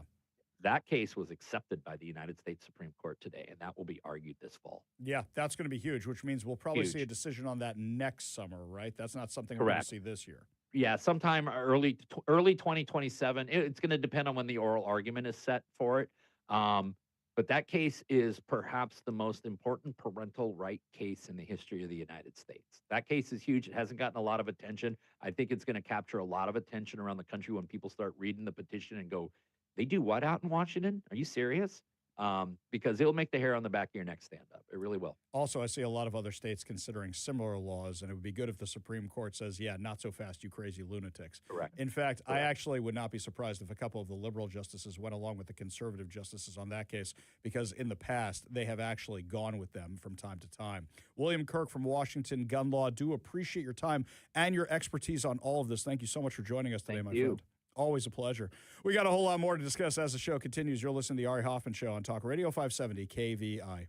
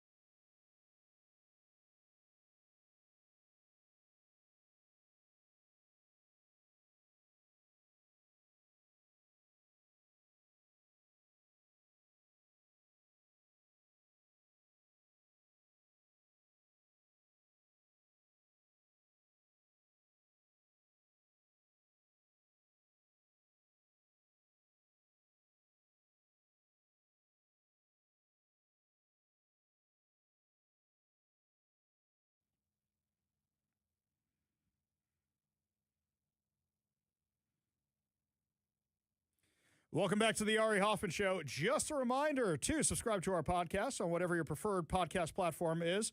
In fact, even if you don't listen to podcasts, give us a subscribe. Makes our numbers look better. We like that kind of stuff. Also, rate it and share it so your friends know how awesome the show is. Matt is always making trouble. Shouldn't initiative sheets count as long as they are postmarked by the due date, regardless of when they get to Let's Go Washington? Yes, Matt. I like that. In fact, I'm actually going to suggest that to our friends over at Let's Go Washington, that maybe for the ones that do come in late, they should bring them in and say, hey, guys, you should really count these. You should really count these because it's when they were postmarked. See the postmark date on them? It's when they were postmarked. These should count just like the ballots. Oh, that's excellent. Actually, Matt, I know you're kind of joking around a little bit, but I actually think I'm going to make a thing about this. I think I'll do a little digging. See what we get. I think I'm going to reach out to the Secretary of State's office for comment. Oh, that's glorious, Matt. Well done. Well done. You know, it's not well done, this news. Well, actually, the news itself is well done. The report is bad news for Marie Gluesenkamp-Perez. So I know we all do crazy things in college. I know we all do. College is, everybody experiments in college, right? No, I did not really. So this new report from the New York Post is absolutely damning about Marie Gluesenkamp-Perez. She's in the fight of her political life. The last two times she ran against Joe Kent, and I got to say, like, the first time we were on Team Joe Kent, and the second time we kind of done with that. And we're like, why are we doing this again when the dude's going to lose again? Same race, same thing. But now she's against our friend John Braun, and we're backing John Braun in this race. We want John Braun to win, the current state senator and the Senate Majority Leader there in the Washington State Senate. We want him to win. We want him to be in Congress. But Marie Gluesenkamp-Perez, all this stuff keeps coming out now. See, maybe if Joe Kent had focused more on this kind of stuff rather than the stuff he was focused on, then maybe he would have won some elections. So, according to the New York Post, the Southwest Washington Democrat who is running for re-election helped fund wait, I forgot to do my disclaimer. If you have kids in the car, you got to earmuff it for a few minutes here, okay? You got to earmuff the kids for a second. Helped fund a campus fetish ball, promoted student events tied to the school's drug culture, and was later accused by former acquaintances of bizarre behavior, ranging from bartering spoiled food for rent to participating in the decapitation of a chicken during an urban farming experiment. Was this like E.T., we got to come in and save the frogs, or is this way worse than that? The allegations, according to the New York Post, are that Gluesenkamp-Perez served as a student senator and chaired Reed College's Finance Committee in 2012. During that time, the student government approved $4,000 in funding for a campus latex fetish ball, an event organized by the school's fetish club. Kind of want to know why the school money needs to go to the school's fetish club. I mean, it's college. Do you really need college money going to that? Do you really need to be spending that? The club reportedly offered workshops on bondage techniques and other fetish-related activities, while Gluesenkamp-Perez also supported funding for Reed's annual Ren Fair celebration, a campus tradition that includes naked runs by body-painted students. I mean, that's college, but does the campus funding need to go to that? The newspaper also reported that the student government promoted an LSD giveaway. Whoa. All right, Kevin, I'm doing life wrong. I should have gone to Reed College. Sounds like a lot more fun than where I went to school, that's for sure. And Nitrogen Day. And it wasn't for Fast and Furious releases. Events tied to Reed College's longstanding reputation for an open drug culture. Reed College had previously drawn national attention for student-written drug guides discussing substances, including LSD, psilocybin, I don't even know how to pronounce that, cocaine. You can tell how well-versed I am in drug culture. Ketamine, nitrous oxide, and which are commonly known as whippets. Was that psilocybin? Is that what you were? Thank you. Yeah, psilocybin. Yeah. Thank you. I don't even know what that is. Man, I'm such a square. I only do that on Fridays. Okay. Yeah, that's it. Yes. All right. Thank you, Ken. Or days that end in Y. There you go. Fantastical. Former roommate Isaac Eager, he was very eager to tell his story, you might say, to the papers, alleged during an episode of the Coexist Inc. podcast that Gluesenkamp-Perez lived in housing he provided following a breakup, but repeatedly failed to pay the rent. Eager recalled that when he requested payment, she once attempted to compensate him with spoiled produce. He said the kind of avocado where you can't even turn it into guacamole or anything. And she's like, here's rent. And he said, no, absolutely not. Said she would literally never pay the rent. Oh, sounds like a socialist. Eager also claimed that Gluesenkamp-Perez was an avid dumpster diver Well, who isn't in college? Who isn't in college? I mean, let's be real about that. Where'd a lot of your furniture come from? I remember this time. Okay, I'm not proud of this. I remember this time the local deli got rid of their lunch counter, and me and my idiot friends decided we can make that into a bar in our apartment. So we get a bunch of guys and we carry the thing back, except it's an L shape, right? So it's not going to go straight in. You got to negotiate corners and stuff, and it got wedged outside our apartment door, stuck there. So landlord sees it. Landlord freaks out because now he's got a fire hazard, and this is New York where they don't play games with things like that because he's going to be a slumlord. So I had to get a bunch of my idiot friends again to take the thing outside and leave it on a corner and hope nobody saw us for littering because it's New York, and you actually occasionally, back then, got cited for these things. These were in Giuliani days where you got cited for such things. I'm telling you, the amount of creativeness that comes with a bar that you're trying to put in a college room, yes, apartment, dorm, yes, whatever. Yes, I've seen some very creative, quote unquote, bars. Yes, this would have at least looked the part. We would have had to paint it, and you know what they look like when you paint them. They just look awful. All I can think of is like the thing in a Subway or in a Jersey Mike's where you'd have like a sneeze guard and all that stuff, and like in the little areas where you can have the cooling meats and whatnot. It wasn't like that. Wasn't that? So it was the surface, which I guess must have been a counter, something. But yeah, we know where that sucker came out of, and probably not hygienic in any way, shape, or form. It's probably a reason they were throwing that sucker out, but we thought it was cool to take it. Oh, another time. This wasn't even in college. My brother-in-law calls me. He says the JCC is throwing out all their stuff. I said, what do you mean? He goes, the one on Mercer Island. They're throwing out all their gym equipment. And I go, okay. And he goes, let's go get it. And I go, dude, I don't need the gym equipment. He goes, you need the gym equipment. And I go, no, I don't. He goes, no, you really do. I go, you want the gym equipment, right? That's what's happening. And this is back when I was in better shape. He goes, come on, we'll take the truck. We'll go out to the JCC and we'll see what they have. They threw out everything, literally everything. And for a normal person, it's like normal stuff. So why wouldn't you take it? Are we talking like Nautilus type stuff? What are we talking about here? Benches? It was benches. It was weights. It was everything. They must have gotten new gym equipment. So him and I loaded up the truck, and that thing was dragging heavy. But we loaded up with a whole bunch of gym equipment for him, not for me, clearly. Look at me. I don't really use the gym equipment, though I should more often. Hey, if some gym wants to sponsor me, that'll get me out to the gym more often. But what happens is, I mean, people do the dumpster diving. That's not the thing that bothers me. Here's what bothers me. She apparently once decapitated a chicken while roommates frantically searched online for a humane way to slaughter the animal during an urban farming experiment. Somebody's going to have to explain to me the educational value of the decapitation of the chicken. That's another conversation. Up next, final hour free-for-all. Your calls, your texts, your thoughts, your stories, plus latest insanity with the pride craziness here in Washington. Give you all details when we come back. You're listening to the Ari Hoffman Show on Talk Radio 570 KVI.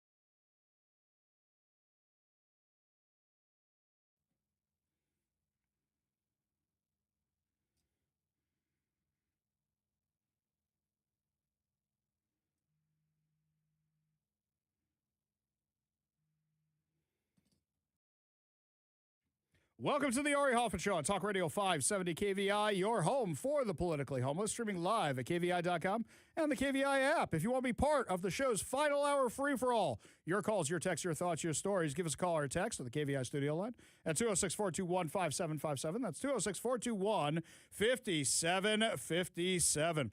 Coming up this hour, my friends, why were people protesting outside the World Cup game? Some of their answers may surprise you, but speaking of the World Cup game, when we were down there broadcasting the other day, it was incredible to me how few people showed up from the Pride movement.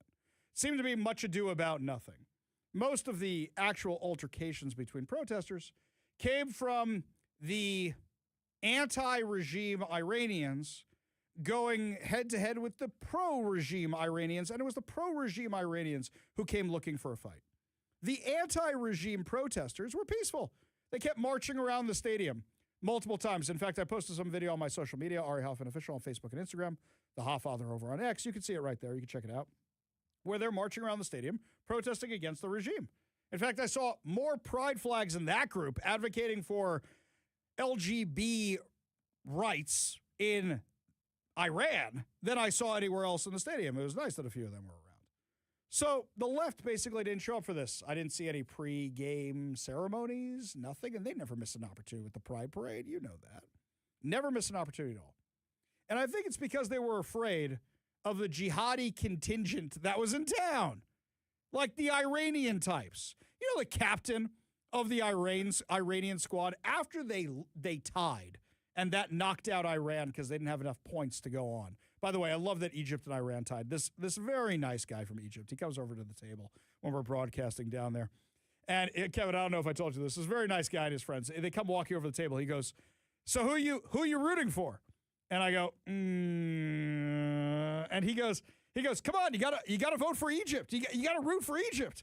And I go, "I don't know, man." He goes, "Well, you're Jewish, right? And you hate Iran." I go, "Yeah, but that doesn't mean I like you guys, not you guys, but your team that much. That doesn't mean I like the country that much, you know? It doesn't mean that. So what are we talking about here, right?" It was kind of entertaining.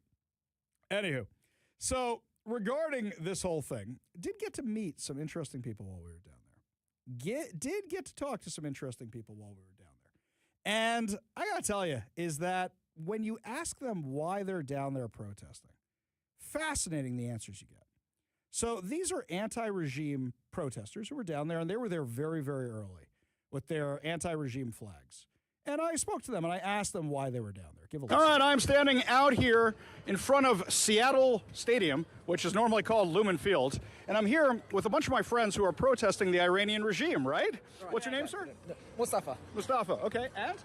Moji. Mustafa and Moji. So, what brought you guys out here today?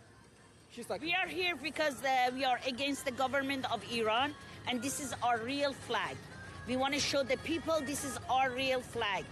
And our leader is the Reza Pahlavi. And this is not our team. This is the regime of the Jumhuri Islami's regime. Mullahs.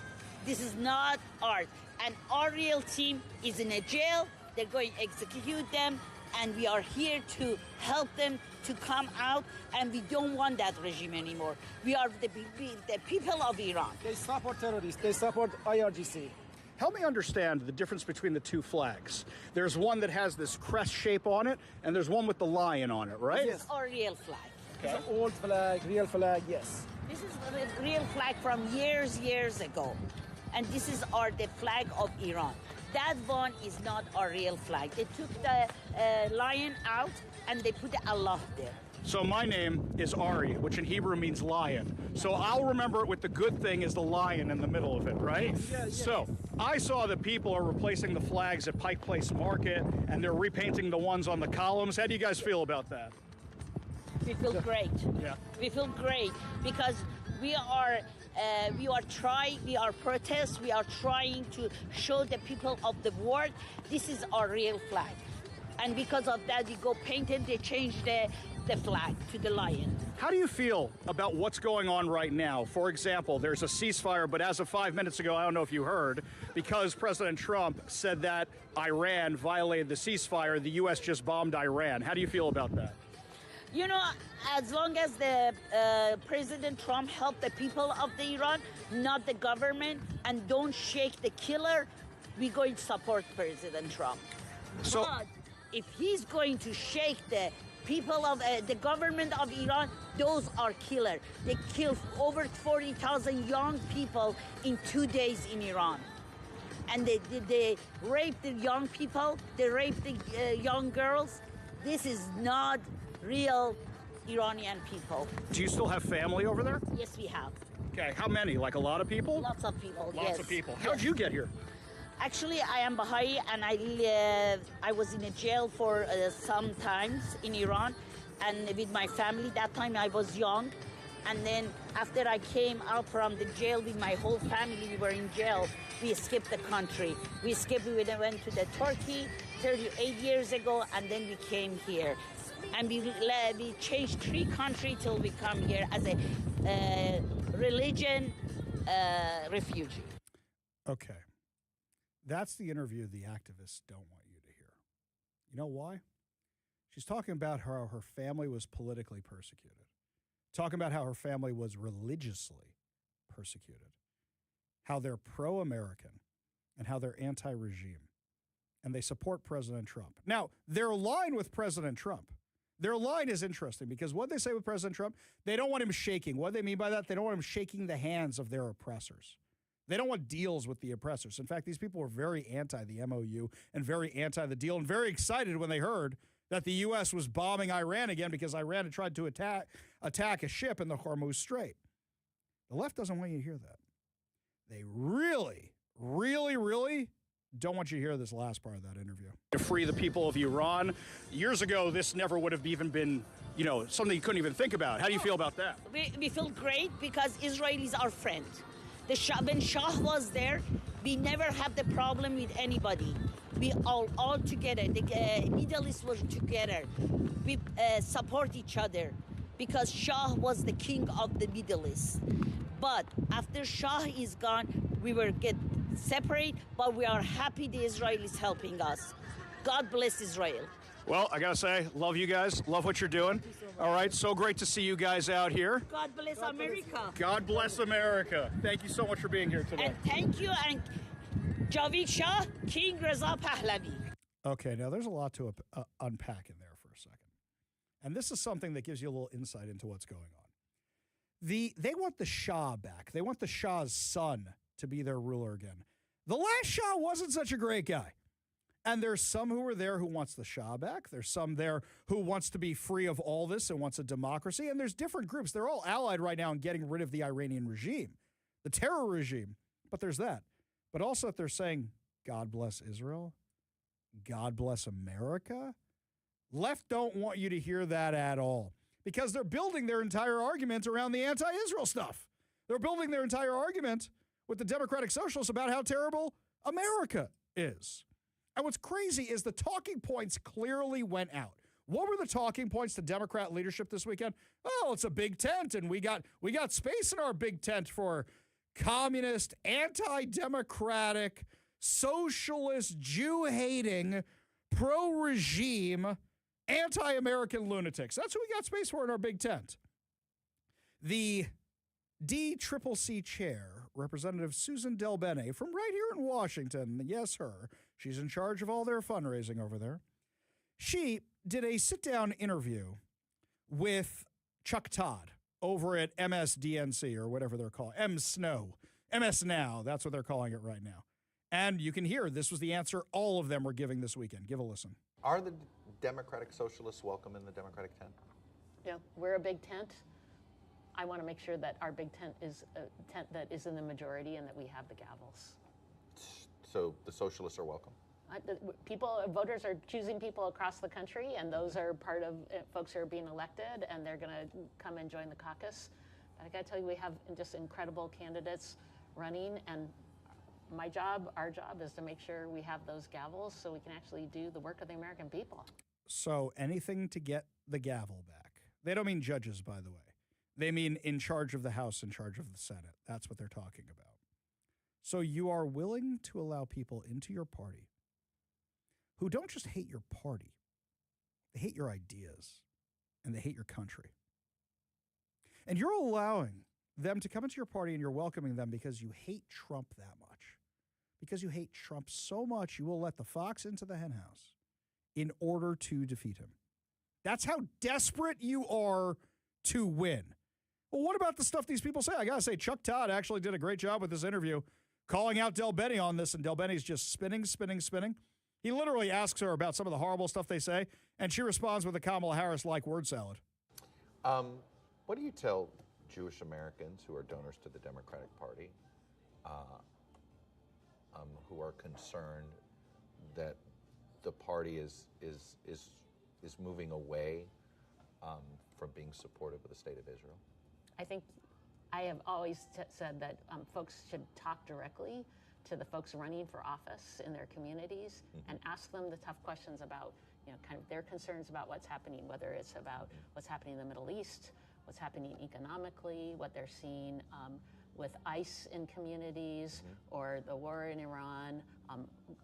Talk to folks. That's why I feel like we're in such a strong position, because when people talk to the incredible candidates we have and the incumbents running for re-election, they're talking about tough issues and giving their view of where they stand and what they're going to do to make a difference. And that's really fundamentally how our democracy is supposed to work. But are you concerned about where the rhetoric's gone on the left when it comes to Israel? I think that people, again, you've heard kind of rhetoric across the board, and then you hear specifically from candidates where they stand, and they've been very clear. And I think you talked about from Tom Suozzi all across the country. We have incredible candidates. They've been very clear on where they stand, and that's why I think is so important, because I think you kind of talked about the nationalizing of every race. But I think maybe out in D.C. and other places, everyone's nationalizing. But when you go to a community, folks want to talk to the candidates who are running, and the reason why, kind of even when you look at polling that says the Democratic brand or the Republican brand are here, but when you actually talk about individuals and where they stand, very different. People are very supportive of Democratic candidates running because they're talking about the issues that matter, and people have a chance to. Here's what a lot of, I think, Jewish Democrats have noticed, unfortunately, is that it doesn't seem as if the leadership of the party will push back when the rhetoric goes too far. I think that's absolutely not true. In fact, look at what happened in Texas 35. There was a primary runoff in Texas 35 where, just terrible anti-Semitic comments made by a candidate who was running. And I think folks were very, very vocal. Johnny Garcia won in that runoff. He's our candidate. He's going to win in that seat. But I think people were very clear and very outspoken. But you have a likely new member of Congress coming from New York City in Chevalier, who has said some very, very harsh things about Jewish Americans. And I think, again, if you look across the board and talk to individual candidates, that's not representative of where other candidates land. Right, but I think really the concern has been it doesn't feel very forceful. It feels as if there's been an accommodation. And I would disagree. I think folks have been very forceful across the board, and I think that there kind of always is a focus on what any one individual said. But I think if you look collectively at what people have said and stood for across the country, I think people have been very clear on many issues on where they stand, and are being very clear with voters, because again, these voters want to know where their member of Congress is stand. And I know there's a focus on New York City or some other place, at least, kind of sometimes in the media world, just closer to New York City. But if you go out on the ground, people want to know who is going to stand up for them in their community. Okay. That is the line that was sent out. That was the memo that was sent out. And I'll tell you something here, my friends, is that nobody's buying it. Do you know how I know nobody's buying it? Some Democrats said, we want to do a pledge that says we support capitalism, that says we love America, we may have different ideals. Would you like to know how many Democrats out of 212 in Congress signed it? Would you like to know how many? 13. 13 whole Democrats. Most of them you've never heard of. In fact, I'd say all of them you haven't heard of. Nobody from leadership. So when you say they've been clear on this, when you say, oh, just talk to the candidates and hear what they have to say. I've heard what they have to say. They say America deserved 9/11. They say they hate Jews. They say they hate Americans. They say they want the end of America. They say they want communism. I've heard them loud and clear. I've heard them say they support jihadi groups. This is going to bite the Democrats in the you-know-what. You know why? It's not going to help them hold on to power, even if they win the House. Even if they win the House, they don't realize what they have sacrificed in order to win the House. What, you think they're going to make Hakeem Jeffries Speaker of the House? No. It's going to be somebody like AOC. Yeah, that's what's going to happen because the progressives are going to say, we're the captain now. That's what's going to happen next. We go to the KVI studio line, take a call from Stilgar out in Newcastle. Stilgar, what's going on, man? Oh, so much to talk about. That last lady, good night. You know, I think the big warning that you get is when they say, let me be clear. And then you know that it's never going to be clear after that. But I was thinking about this whole pride thing, which, first of all, you know, I thought that went before fall. But they're saying, or they weren't protesting basically, and I think part of the issue is that it's so easy to bust on Christians and Jews because there's no risk. We don't come back. You know, we're easy targets, I think, because of just how tolerant we actually are. I had this idea that, you know, if they really, really wanted to do it, you would have drag queens in rainbow burqas up in the stands at the FIFA World Cup, and that would have been. Well, no, I mean there aren't a lot of kids at the thing, right? I mean, people don't spend that kind of money on the kids, so since there's no kids, they're not going to have the drag queens, right? Well, they would have had a story hour, that's for sure. Yeah, if they were serious about if they were serious about their values, they would have done all that stuff at the game. They're not. They're kowtowing they're kowtowing to the jihadis. That's what's going on. They're literally saying, okay, we're not going to do this. Why? We don't want to lose them from our coalition. Guys, I don't think you understand. You're next on their list. They're just using you. What happened to all those young students that were part of the Iranian Revolution, right? We know what happened to them. Right. Well, yeah, they got co-opted, but they moved out. It's kind of like how all those businesses put the BLM signs up thinking that, well, that would make them safe. And, they learned their lesson when they got burned to the ground. It's like, it's... Yeah, I'll remind you of this, Stilgar. With the Palestinians, yes. Right, Stilgar, I'll remind you of this, and this is right after the 2020 election. When it was on Inauguration Day. Inauguration Day, the Antifa types had a riot in Seattle where they smashed out the Starbucks windows down near Pike Place Market, and they were graffitiing all over the place. Rinse and repeat. It doesn't matter if it's Biden and Harris, rinse and repeat. Because until they get the anarchy or socialism or communism or whatever else it is, rinse and repeat. That is their method. Stilgar, appreciate the call. Appreciate you being part of the show. You want to be part of the show? You give us a call or a text at 206-421-5757. That's 206-421-5757.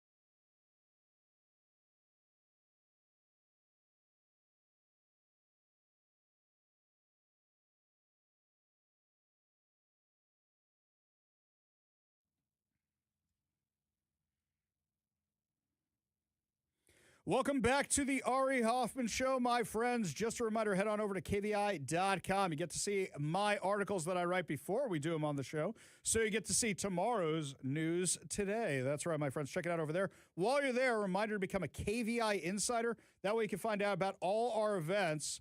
In fact, wait a second, Kevin, let me get the date right on this. We're going to be out at the Bremerton Air Show next Sunday, not this Sunday. Next Sunday. This Sunday is July 4th. It's the week after that, isn't it? If you say so, yeah. Yeah, it's all blurring together. Yeah. What is that, the 12th? 12th. The 12th. We're going to be out at the Bremerton Air Show for that one. You'll be out there Sunday. I think I'll be out there Saturday. Yeah. I think. Yeah, something like that. Yeah. Yeah, so I'll be out there. I'll be out there next Sunday. Good I times. had a great time at the Bremerton Air Show. Yeah, last it's time. great. Yeah, had a good time. Lots of fun. So anyway, coming out to the Bremerton Air Show, that'll be a lot of fun. Head on over to bremertonairshow.com. Get all the details on it. So yesterday was the Pride Parade. And if you happen to look past all the naked cyclists and debauchery, for lack of a better word, all the stuff that was going on 4th Avenue and in Seattle Center and people fully naked. What is this about, man? I don't need to see that. I really don't. That is not something anybody needs to see ever. I don't get it either. Yeah. What does it have to do with your, I guess whichever way you swing? Well, a lot of people were swinging yesterday, I'll tell you that. I guess it's become a celebration of sexuality? Is that what it is? That's what it is. Well, the Pride thing is about sexuality. So what comes next? What comes next? It's just going to keep getting worse. Yeah, I mean, I guess I don't understand that either. Like I said, I think I said this a few weeks back that I was down at a movie screening that happened at Seattle Center where the parade just happened to be ending. I was completely oblivious that it was going to be ending down there. It was my wife and a friend of mine. We go to this movie and we come out. It was actually a 4K restoration of Carlito's Way with Al Pacino. Great movie. Yeah. Great movie. We come out and it's just dongs and and other things like right there as we walk out of this movie and look, I'm an adult. I'm pushing 50. Sure. We're kind of like, wow, okay, yeah. This used to be a crime. Did you used to get arrested for like public urination and stuff?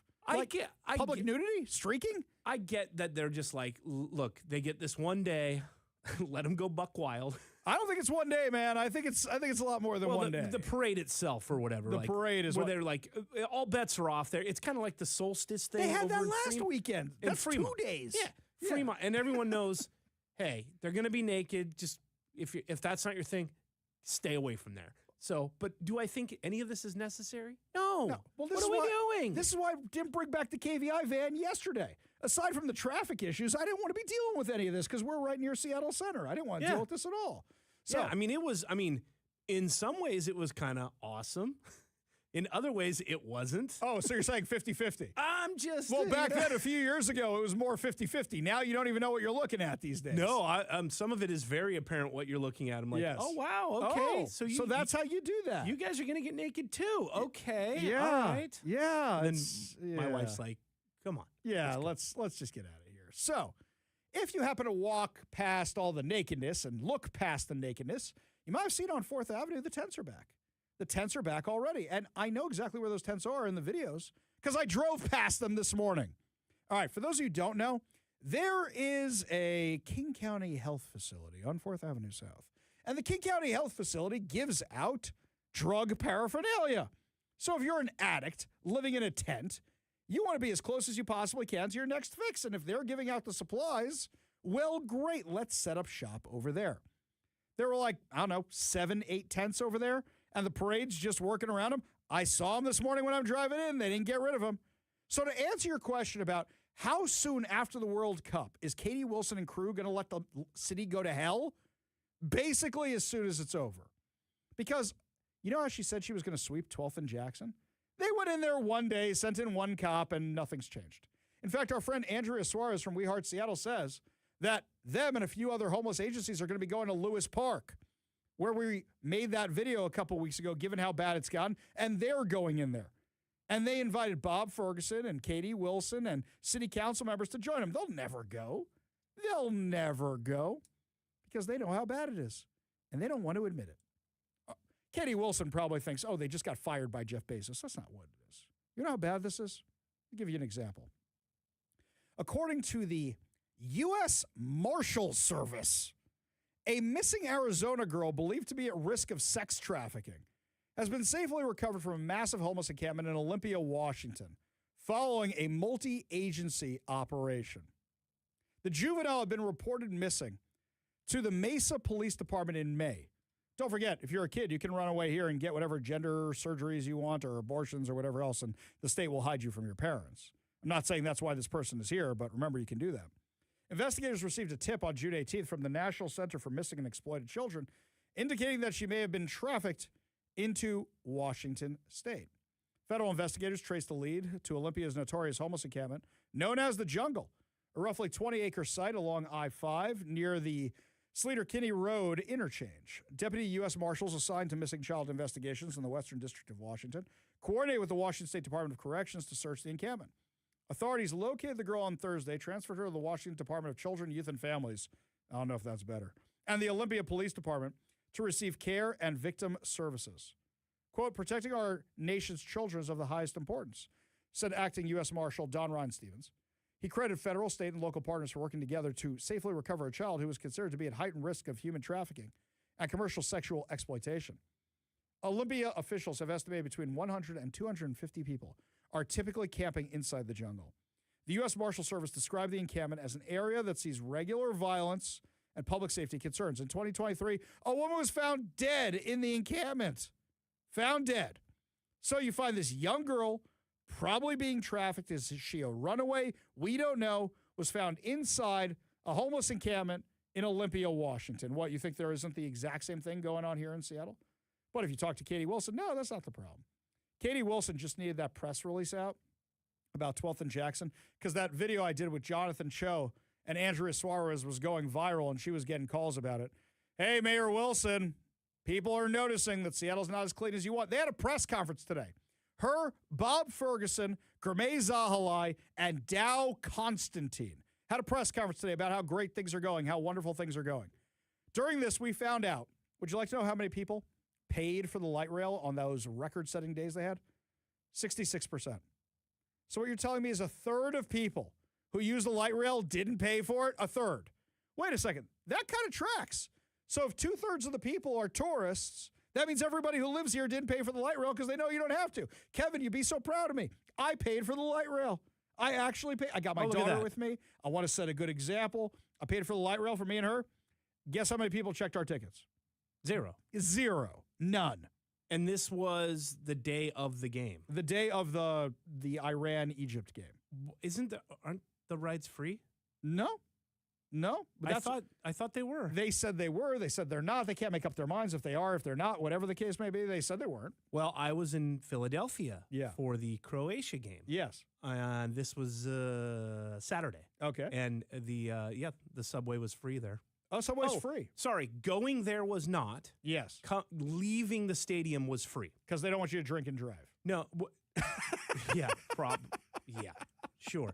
But I think it was just they were so overwhelmed that they knew okay, you can figure out your own way out there, but it's so overwhelming with the people leaving. They said, we're not going to worry about we just got to get, there's no way to just go. Yeah. Just go. They have turnstiles and stuff, don't they? Have turnstiles. Yeah, just go. Just go.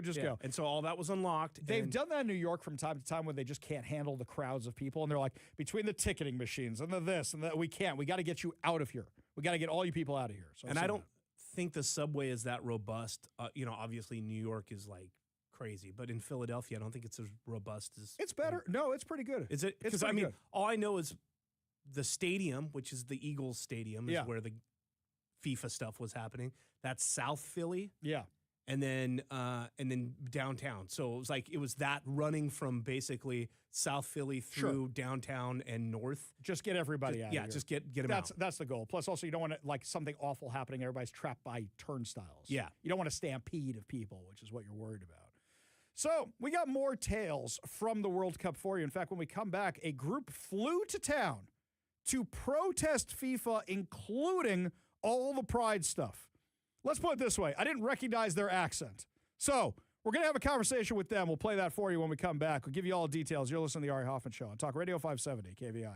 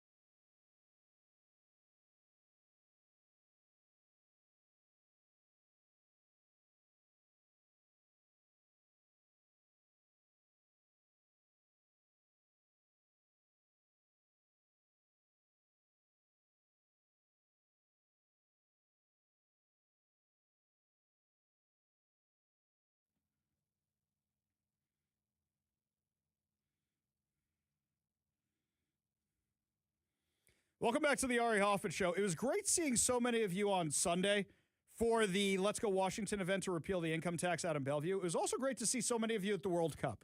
There are people I have not seen in years, literally years out the World Cup, and so many KVI listeners came up to the table. Something else that was fun were the tourists. Tourists came over, and they go, can I talk? Can I, talk? Is this, live? Can we talk? In broken English? It was great. We really had a great time out there on Friday out in front of the World Cup. And this one guy came up to talk to me because he said he and this group flew in not for the game, but to protest all the pride insanity. This is Sebastian. I didn't catch his last name, but here's what he told me. All right, we are here in front of Seattle Stadium, and what's your name, sir? Sebastian. Sebastian. Okay, what are you guys doing here today? You guys don't sound like you're from around the Seattle area. No, we're from all around. We've actually just launched a worldwide campaign. Sorry about my voice. Has been an intense last few. You've been doing a lot of interviews. That's what I sound like at the end of the day. Exactly. Yeah. You know how it is. But we've been doing a worldwide campaign around what's going on today in Seattle. We see that this is FIFA's imposition of hijacking of the World Cup, which should be about sport, about football, with a certain ideology, with a certain agenda. So FIFA goes on about how their neutrality, they want to impose neutrality, they want to execute neutrality, exercise neutrality in football around the world. But suddenly, when it comes to a game in Seattle, they think it's perfectly fine to make it themed with a pride march or a pride theme of the game. Now, why is this controversial? Well, let's start with the two teams that are playing. The two teams that are playing, Egypt and Iran, I think with FIFA going ahead with this idea, it's a complete lack of respect to their cultures and to their traditions and to their religions in general. That's aside of that. Aside of that, FIFA has been for years in our leagues in Europe, for example, in the French league, in the Italian league, in the British, in the Premier League, in the English Premier League. We're seeing how Christian players are sanctioned. They take off their shirt for celebrating a goal, saying a phrase from the Bible or something about Jesus, and they get sanctioned, or fans get sanctioned for a picture of Jesus or a picture of Mary or something like that. So politics and religion has to be out of the sport, but suddenly at the World Cup, at the highest stage of football, they're imposing an LGBT-themed game at the World Cup. So for us, this is a complete double standards from FIFA's side, and that's why we're here to say no to LGBT agenda in the World Cup. Let football just be football. It's about uniting people. It's about uniting people, keeping politics aside and uniting people. And this kind of LGBT agenda within the game is basically just divisive, in my opinion. So, to play devil's advocate, because we do this on my show a lot, to play devil's advocate is if they allowed every ideology, would you be okay with that, or you just say get rid of every ideology so we don't have these problems? Well, the idea of neutrality came from FIFA in general in the first place. But if they allowed every idea and every ideology, then we're not concentrating on football anymore, are we? We're concentrating on all the ideologies and all the flags, and you're not going to come in with 2 country flags anymore. You're going to come in with 1,000 country flags, and everyone's going to wave what they believe in and what they're after and all this. So I think there's got to be a line, right?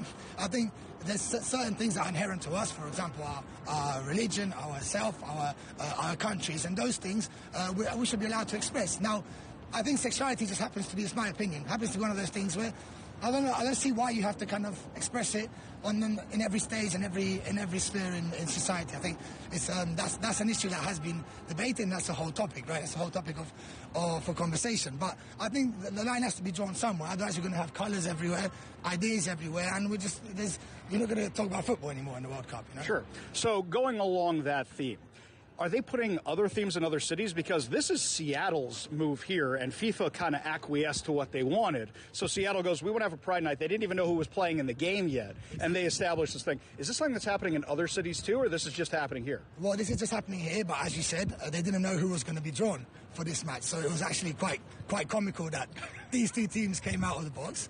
Now, I think that's interesting. The fact that they're going ahead with it shows that they're quite keen on pursuing this, and they have not much, quite a bit of disregard for the opinions of the associations. In fact, the Egyptian Association and the Iranian Association, up to this morning, have been calling FIFA and asking them to get rid of the themed entrance and the themed ceremony because it goes against their culture. So I think FIFA is not respecting the culture of the participants. That's for starters. Now, when it comes to other matches, no, I think this is the only themed match. It happens to be Seattle. I'm not surprised it's Seattle from all the options out there, but yeah, I mean, it is what it is. And I think Seattle is definitely going to embrace it in their way, as they always have been. As I think pride is pretty big here. Well, you missed before when the pride-colored police car came by and they did a whole photo shoot with it in front of the stadium. You missed that moment. I got pictures of it if you want to see it. Wow. No, Yeah. Okay, last question before we let you go, and this has been great. Thank you for sharing your time with us. So, if you have something like FIFA going on, and you have this event going on, and you have all these people here, and it's in countries across the world, is there something to be said for, okay, last time we were in Qatar, and we respect the Qatari customs, and this time we go to America, we do whatever it is they do. Is there something to be said for that? Because I remember being told last time, when they went to Qatar, you had to respect those customs, but then they come here, and they go, you got to respect our customs, and I'm a little confused by that. No, that is the argument they're bringing to the table. It's an interesting argument. I think it's got elements of truth to it as well.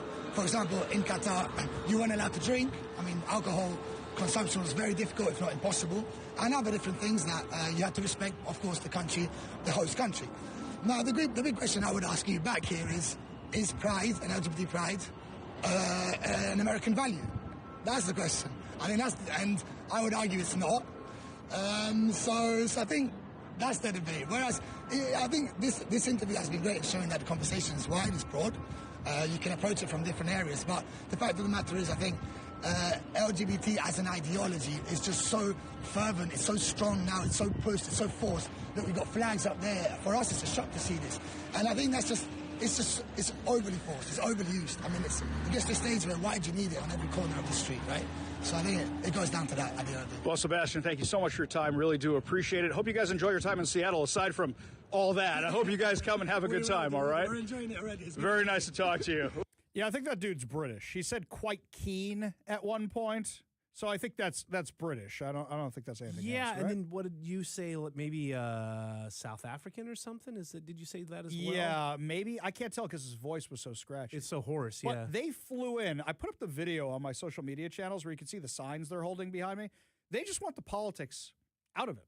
That's really their big thing. And, we kind of say the same thing all the time. If he's British, if he's from the UK, you kind of look at the stuff that's going on in the UK, and I kind of look at the UK these days as a cautionary tale of how that place is falling apart. It's pretty scary. Right. Pretty scary. I mean, just with the unchecked immigration and what's happened to the UK and the protests they got going on, I'm surprised they still have a king.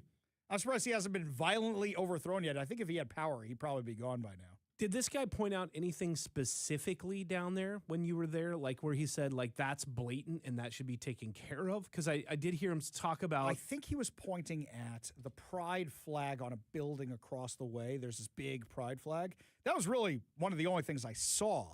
I think he may have been a little bit more disappointed because, like I said, there wasn't a lot of pride stuff there.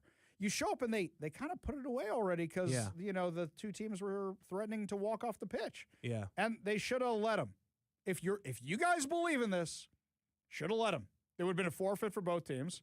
I don't really think it would have affected Egypt a little bit, but it would have affected Iran's out. So that would have, if you believe in this stuff so strongly, let them walk off the pitch. That's just my feeling on it.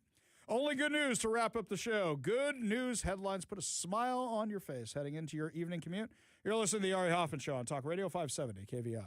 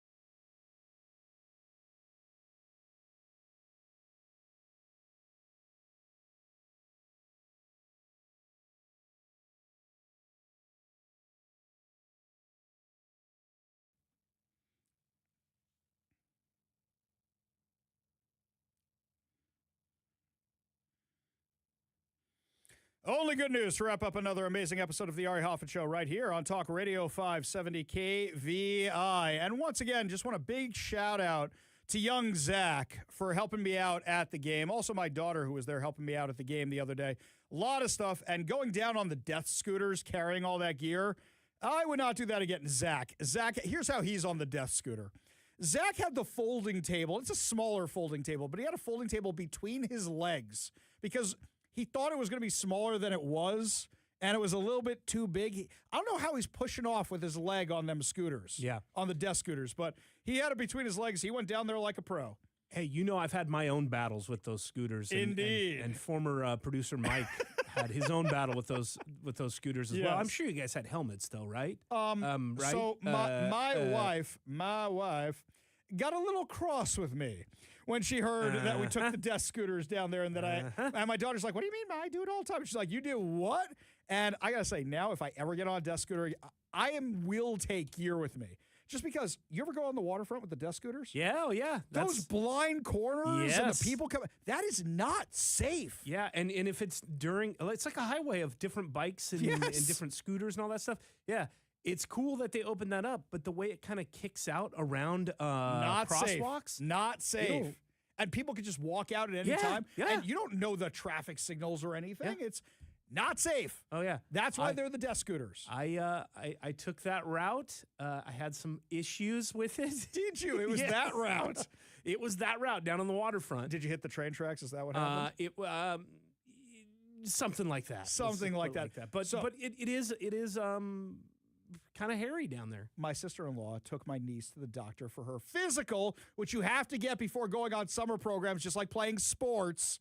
Seattle Times and everybody else. Takes her for a physical, and she goes, so what's most of your business these days? These kind of appointments? And he goes, no, the desk scooters. He said it was the desk scooters was number one. Then she had another doctor's appointment. Oh, yeah. And for him, it was desk scooters were number two, and something else stupid related was number one. It was all the same kind of stuff. Oh, yeah. It's the desk scooters. That's what's sending all the business his way. Anywho, kudos to Zach for that. Really, really big thank you to that. Also, it was so nice to see so many of you at the game, but it was also so nice to see so many of you that came out to the Let's Go Washington event in Bellevue yesterday. I mean, really, it was so great to see so many of you who came out there. We gave away a lot of flags. We gave away a lot of constitutions. And that reminds me, it looks like on Thursday, so Wednesday, we're going to be broadcasting from the Capitol. I think we're going to be in the Cannon Building, which is one of the office buildings for members of Congress. On Wednesday, though, Thursday. Thursday, our plan is right now to try to get into the Great American State Fair. And what I want to do is I want to bring a box of KVI flags, and I want to bring a box of KVI constitutions. And I want to give them out to State Fair because Governor Bob Ferguson and Lieutenant Governor Denny Heck say they're not doing anything for the fair. You know, we do things for the fair all the time. I know how hard it is to staff a booth. I do know how hard it is to staff a booth. And I only do it one day a week during the Puyallup Fair. Sorry, the Washington State Fair. I know it takes a lot of time and coordination, but, you know, you can pay people to do that, and they'll do it. It'll happen. But there's no booth for Washington right now. Yeah, there's this little backdrop thing. So I think we'll go there, and we'll set up, and we'll call attention to the fact that we're there and Turd Ferguson isn't. I think that will be a lot of fun on Thursday. Also, you know who we have an interview scheduled with for Thursday? Secretary Linda McMahon of the Department of Education. I'm very excited about that interview. Never had her on the show before. And, guys, I don't know if you heard the news. Seattle Times actually broke this today. Apparently, there was a discussion among the airports that they might need presidential clearance on Monday. You're going, wait, the president is coming here? Yes! If America is going to be playing Team America, if they're going to be playing in Seattle on Monday, guess who's coming to town, boys and girls? It might be the man himself, President Donald Trump. So I reached out to the White House right away. I reached out to my contact. I'm like, is he coming? Is he coming? Is he coming? And they're like, well, we're not entirely sure yet, but if he's coming, we'll let you know. And I'm like, interview? Can I, honor of lifetime. Can I go down there? I'm like, I'll fly to D.C. to fly on Air Force One with whatever you guys want, whatever you need, I'll do it. Now, we don't know for sure this is happening yet, so everybody's got to be rooting for Team USA. You got to be rooting for Team USA because, number one, wasn't it great to have them in Seattle? That was great. I'll deal with the traffic. I will take the light rail another time. I will do it. But if we get to interview the man himself, President Donald J. Trump, that would be phenomenal. That would be fantastical. That would be everything. That would just be great. So, anywho, I think that would be a lot of fun. I've had him on the phone before, but it's not the same as meeting him in person. So I'd really be looking forward to that. So I think that'd be a lot of fun. Kevin, I'm dragging you along. That's right. You get no say in the matter. You're coming down. You're going to meet him. We'll get a picture and everything. It'll be great. You can stand there. It'll be a lot of fun. Right? I can tell how excited you are about this. You say so. All right. When is Kevin this? will come. Monday. This is Monday? This is literally Monday. So if the U.S., I'm pretty sure the game's on Monday. They said it was for Monday. I think it's for Monday. Isn't it for Monday? Well, aren't they playing this week, Wednesday, but they'd have to win? They have to win. And then they go to the knockout game or whatever. Okay, The next that's level right. is on Monday. That's what right. it is. So, yeah, that's the one they're talking about. Okay. Yeah. Protest we'll should see. be fun. We get to cover the protest. We get to cover the president. Oh, my God. Someone's got to be back here great. pressing buttons, though. All That's the way right. it works. You know that. Fine. Wait a second. We got to figure out who's monitoring the tech stuff, because I assume there'll be way more interference than last Friday. We got to figure that out before Monday. Yeah, we will definitely do that. So it would be pretty fun if the president's coming to town. But anywho, really, really looking forward to the D.C. trip. We'll give you all the details about what's going on in D.C. We'll try to make it like the RNC where you felt like you were there. We're going to try and do that for the 4th of July in D.C. So we'll try and give you the best coverage we possibly can while on the road, and we'll try to make some viral content where we're giving out constitutions and flags because we know how much Bob Ferguson doesn't like the Constitution. So we'll try to do that. And anytime we go to these events, there's always people who go, KVI, I used to live in Seattle. And I'm like, well, we have a website and we have podcasts and all that kind of stuff. You can download it all right here. So that'll be a lot of fun. So look for that content later in the week. We will be back in studio tomorrow, my friends, with more insane stories and more exciting guests, plus more chances to win fantabulous prizes. You've been listening to The Ari Hoffman Show on Talk Radio 570 KVI.